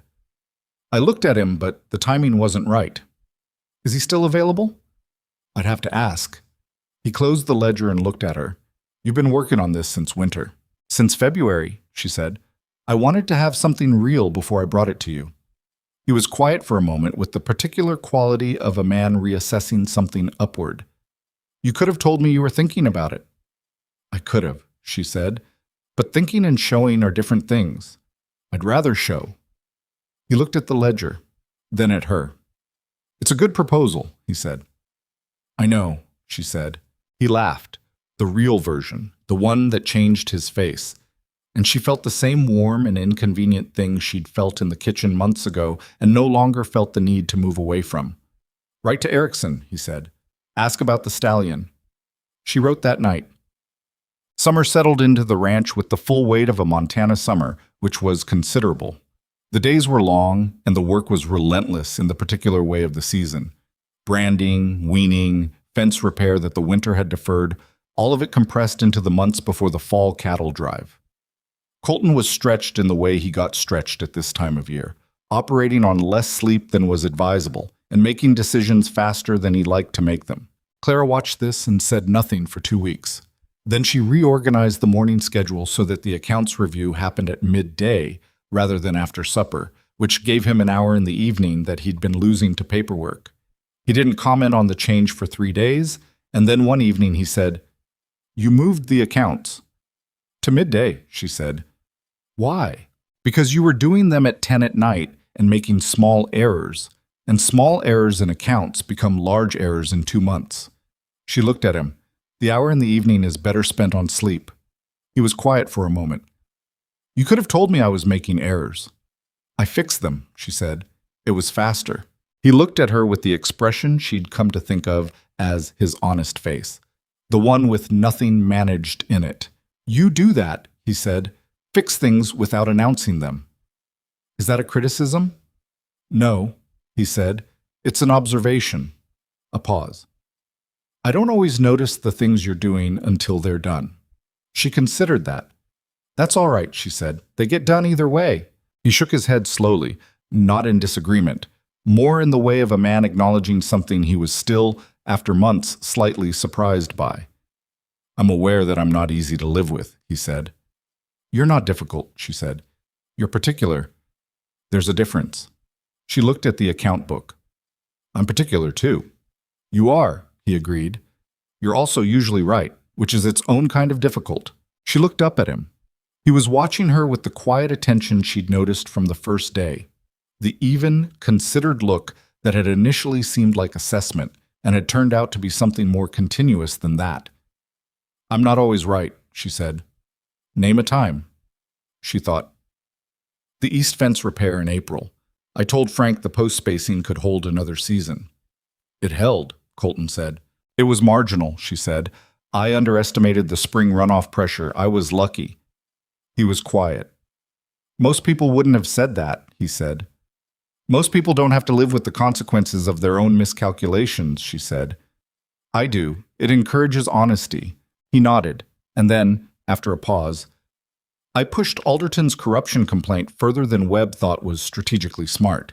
He told me to let it settle with the land claim. I insisted on the formal referral." He looked at the window. "Alderton still resigned without full consequences. If I'd listened to Webb, we'd have had the same outcome with less cost." She looked at him. He was doing it too. The honest accounting, the willingness to sit with his own errors rather than defend them. She hadn't expected it when she first arrived. She'd come to rely on it. "You wanted more for the people he'd ruled against before us," she said. "That's not a miscalculation. That's a value." "It's a value that costs money we didn't have easily to spend," he said. "Yes," she said. "Both things are true." They looked at each other in the summer evening, and the ranch was doing what the ranch did, ongoing, demanding, indifferent to personal moments, and they were two people who had arrived at something honest and intended to keep it that way, which required, above everything else, the willingness to say what was real without dressing it up. That was harder than the accounts. She thought it would always be harder than the accounts. The Erickson stallion arrived in August, a big gray animal with an opinion about most things, and the horse operation expansion began in the careful, iterative way that Clara had planned it. Not all at once, not with drama, but with the steady accumulation of decisions that added up to something different than what had been there before. She ran the horse ledger the way she ran everything, with specificity, without sentiment, and with the understanding that the numbers were a language that told you what was actually happening as opposed to what you hoped was happening. Colton deferred to her on the financial decisions for the horse operation in a way that still occasionally surprised her. Not because he didn't have opinions, but because his opinions were informed by her analysis, and he said so openly, which was not something she'd found common in men who were accustomed to making decisions alone. They argued about things. That was also real, and she would not leave it out of any honest accounting. He was stubborn in the specific way of people who had been right, often enough to develop too much confidence in their own initial read of situations, and she had a temper that she managed carefully, but that occasionally managed her instead. A sharpness when she was tired or when she felt unheard that came out harder than she intended and required repair. They'd had 3 arguments in the first months of marriage that had not resolved cleanly, that had left residue requiring several days to clear. None of them had been catastrophic. All of them had been instructive. She had learned that he needed time before he could revise, that pushing him to a conclusion faster than he could arrive at it himself produced defensiveness rather than agreement. He had learned that she needed to be heard before she could let something go, that dismissing a concern she'd raised, even if his instinct turned out to be right, cost more than the discussion would have. They were learning each other the way people learned each other, slowly, imperfectly, with the accumulated weight of time doing most of the work. In September, a woman named Ida Marsh, a younger cousin of Evelyn Marsh, as it turned out, arrived in Red Hollow with her husband and 2 small children, having come from a farm in Dakota that hadn't survived 2 bad winters in a row. They had less than Clara had arrived with, if that was measurable, and the husband had the look of a man who had been reduced by failure in the way that some men were reduced and hadn't yet found his way back to himself. Clara heard about them from Mrs. Halverston in the dry goods store, in the way that Red Hollow news moved, through the side door of a conversation ostensibly about something else. She drove back to the ranch and said to Colton at supper, "There's a family in town, just arrived. They need work." He looked up from his plate. "What kind of work?" "The wife can manage a household. I don't know yet about the husband, but he's young and he looks capable enough under the damage." She looked at her fork. "They have 2 children. The youngest is maybe 3.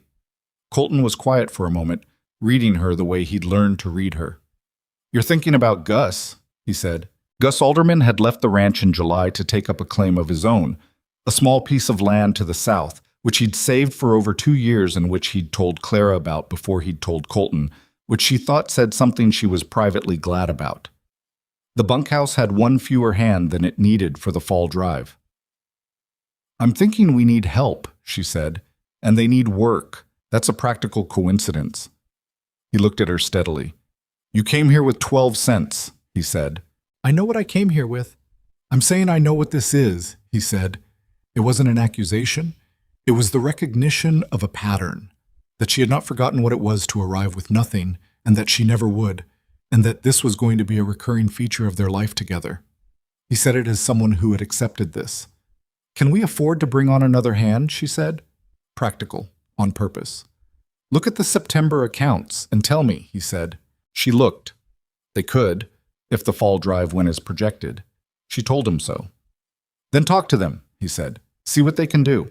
The husband's name was Daniel Pryor.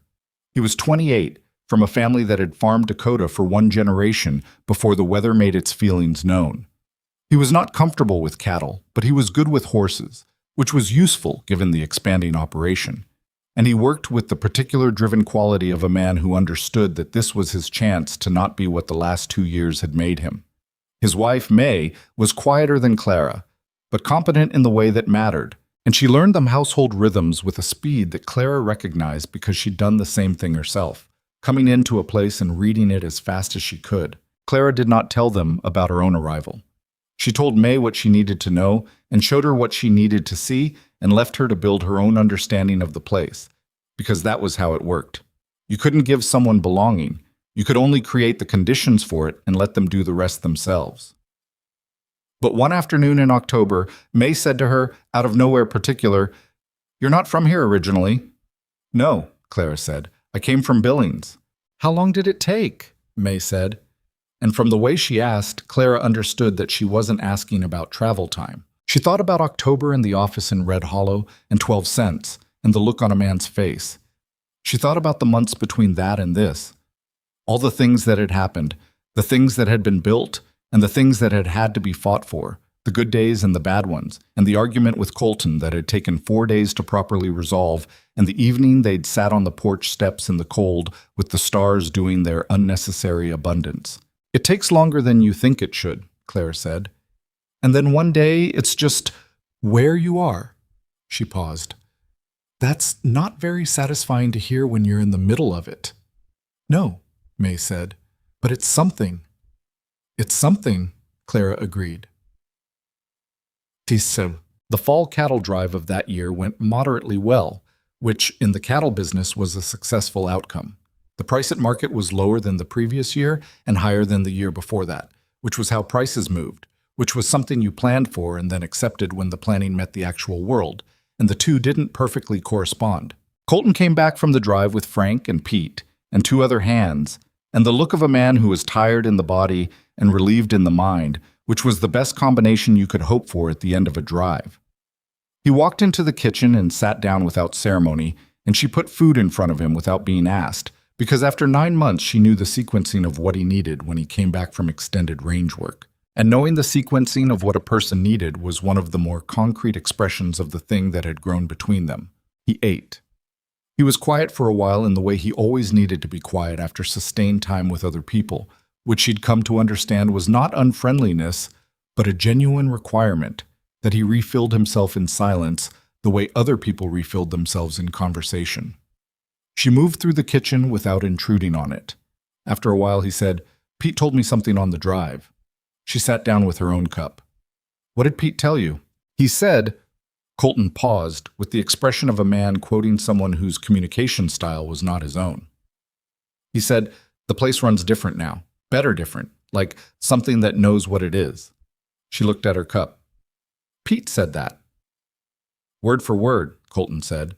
He seemed embarrassed about it afterward. She thought about Pete Doyle, who had looked through her on the first day and had chosen his own words at the saloon when Haskell made a remark, and had brought leather gloves to Christmas, and had stood in a county clerk's doorway with his arms crossed attending to important business. People revealed themselves in the long run in ways they didn't reveal themselves quickly, and the long run was what you got if you stayed. "He's not wrong," she said. "No," Colton said. "He's not." She looked at him across the kitchen table, at the man who had hired her in a 2-minute decision neither of them had anticipated making or accepting. He looked back at her with the honest face, nothing managed, the 15 years of this valley and this ranch and this life visible in the way his face held itself. She thought about something she had turned over many times since the morning she'd driven out from Red Hollow in his wagon, 4 miles northeast to a house that needed everything. She'd been thinking about it again that day, in the particular quiet of the ranch with most of its people gone on the drive, and she thought she'd finally found the words for it. Not a lesson, exactly. Not the kind of thing you stitched on a cloth and hung on a wall. More an observation about what she'd learned from doing it, from staying, from building, from letting the days accumulate into something she could call hers. She'd spent years, after losing her family and the farm, feeling like she was surviving rather than living, managing each next thing without much forward reach. Because forward reach required the assumption that there was a forward worth reaching toward. It was a sensible response to what had happened. It was also a very small way to live. What she'd found over these months was that the difference between surviving and living was not about circumstances. It wasn't about having more or losing less. It was about choosing what you were going to care about beyond yourself, and caring about it with your actual effort rather than just your intentions. The ranch, the accounts, the horse operation ledger, the Pryor family in the fall bunkhouse, Colton, in the county clerk's office saying what needed to be said with the directness he brought to everything that mattered. You built belonging. That was the thing. You didn't find it or deserve it or wait for it to be assigned to you by people who'd decided you'd earned it. You built it, slowly, out of the actual work of daily presence, out of fixing things and staying when staying was hard, and knowing the sequencing of what a person needed and sitting on porch steps in the cold and learning to say what was real without dressing it up. It was not a romantic idea. It required too much maintenance to be romantic. But it was true. And in her experience, truth was better than romance. Because romance was something that happened to you and truth was something you could use. She didn't say any of this out loud. It wasn't the kind of thing she said out loud. It was the kind of thing she carried and applied, and Colton would have listened carefully and then probably asked a clarifying question, which was his version of taking something seriously, and she would have answered it, and they would have found their way to whatever came next, which was how they did most things. "The Pryor boy needs work with the horses," she said instead. "He's got good instincts, but no structure. Frank's been teaching him, but Frank doesn't explain his thinking while he works." "I'll talk to Frank," Colton said. "And the gray stallion needs the east paddock through the winter. He's been fighting with the others over the water access in the main pasture. I saw that when I rode in, he said. I'll move him tomorrow. She nodded. Outside, the October light was doing what October light did in Montana. Slant and gold, and making everything it touched look briefly more significant than it was, which was either a flaw in the light or a small kindness, depending on how you looked at it. I'm glad you hired me, she said. It came out simply, the way simple things did when you said them without preparation. He looked at her. You told me you weren't a complainer, and then you showed me what not being a complainer actually looked like, he said. I'm glad I knew the difference. She looked at him for a moment. That's a strange thing to be glad about. It's the true thing, he said. She stood up and took the plates to the basin. He got up and brought his own, which he'd started doing sometime in the spring without comment, and she washed and he dried with the efficiency of people who had found their rhythm and settled into it. And the kitchen was warm, and outside the October light was going gold over the valley, and the Hayes Ranch was what it had become. Not perfect, not without its costs and its ongoing complications and the work that would always be there waiting, but solid, held together by more than money or legal settlements or the force of one person's will. Held together by the daily choice of two people who had looked at each other honestly and decided that what they saw was worth building on. That was enough. It was more than enough. It was, in the end, everything that mattered.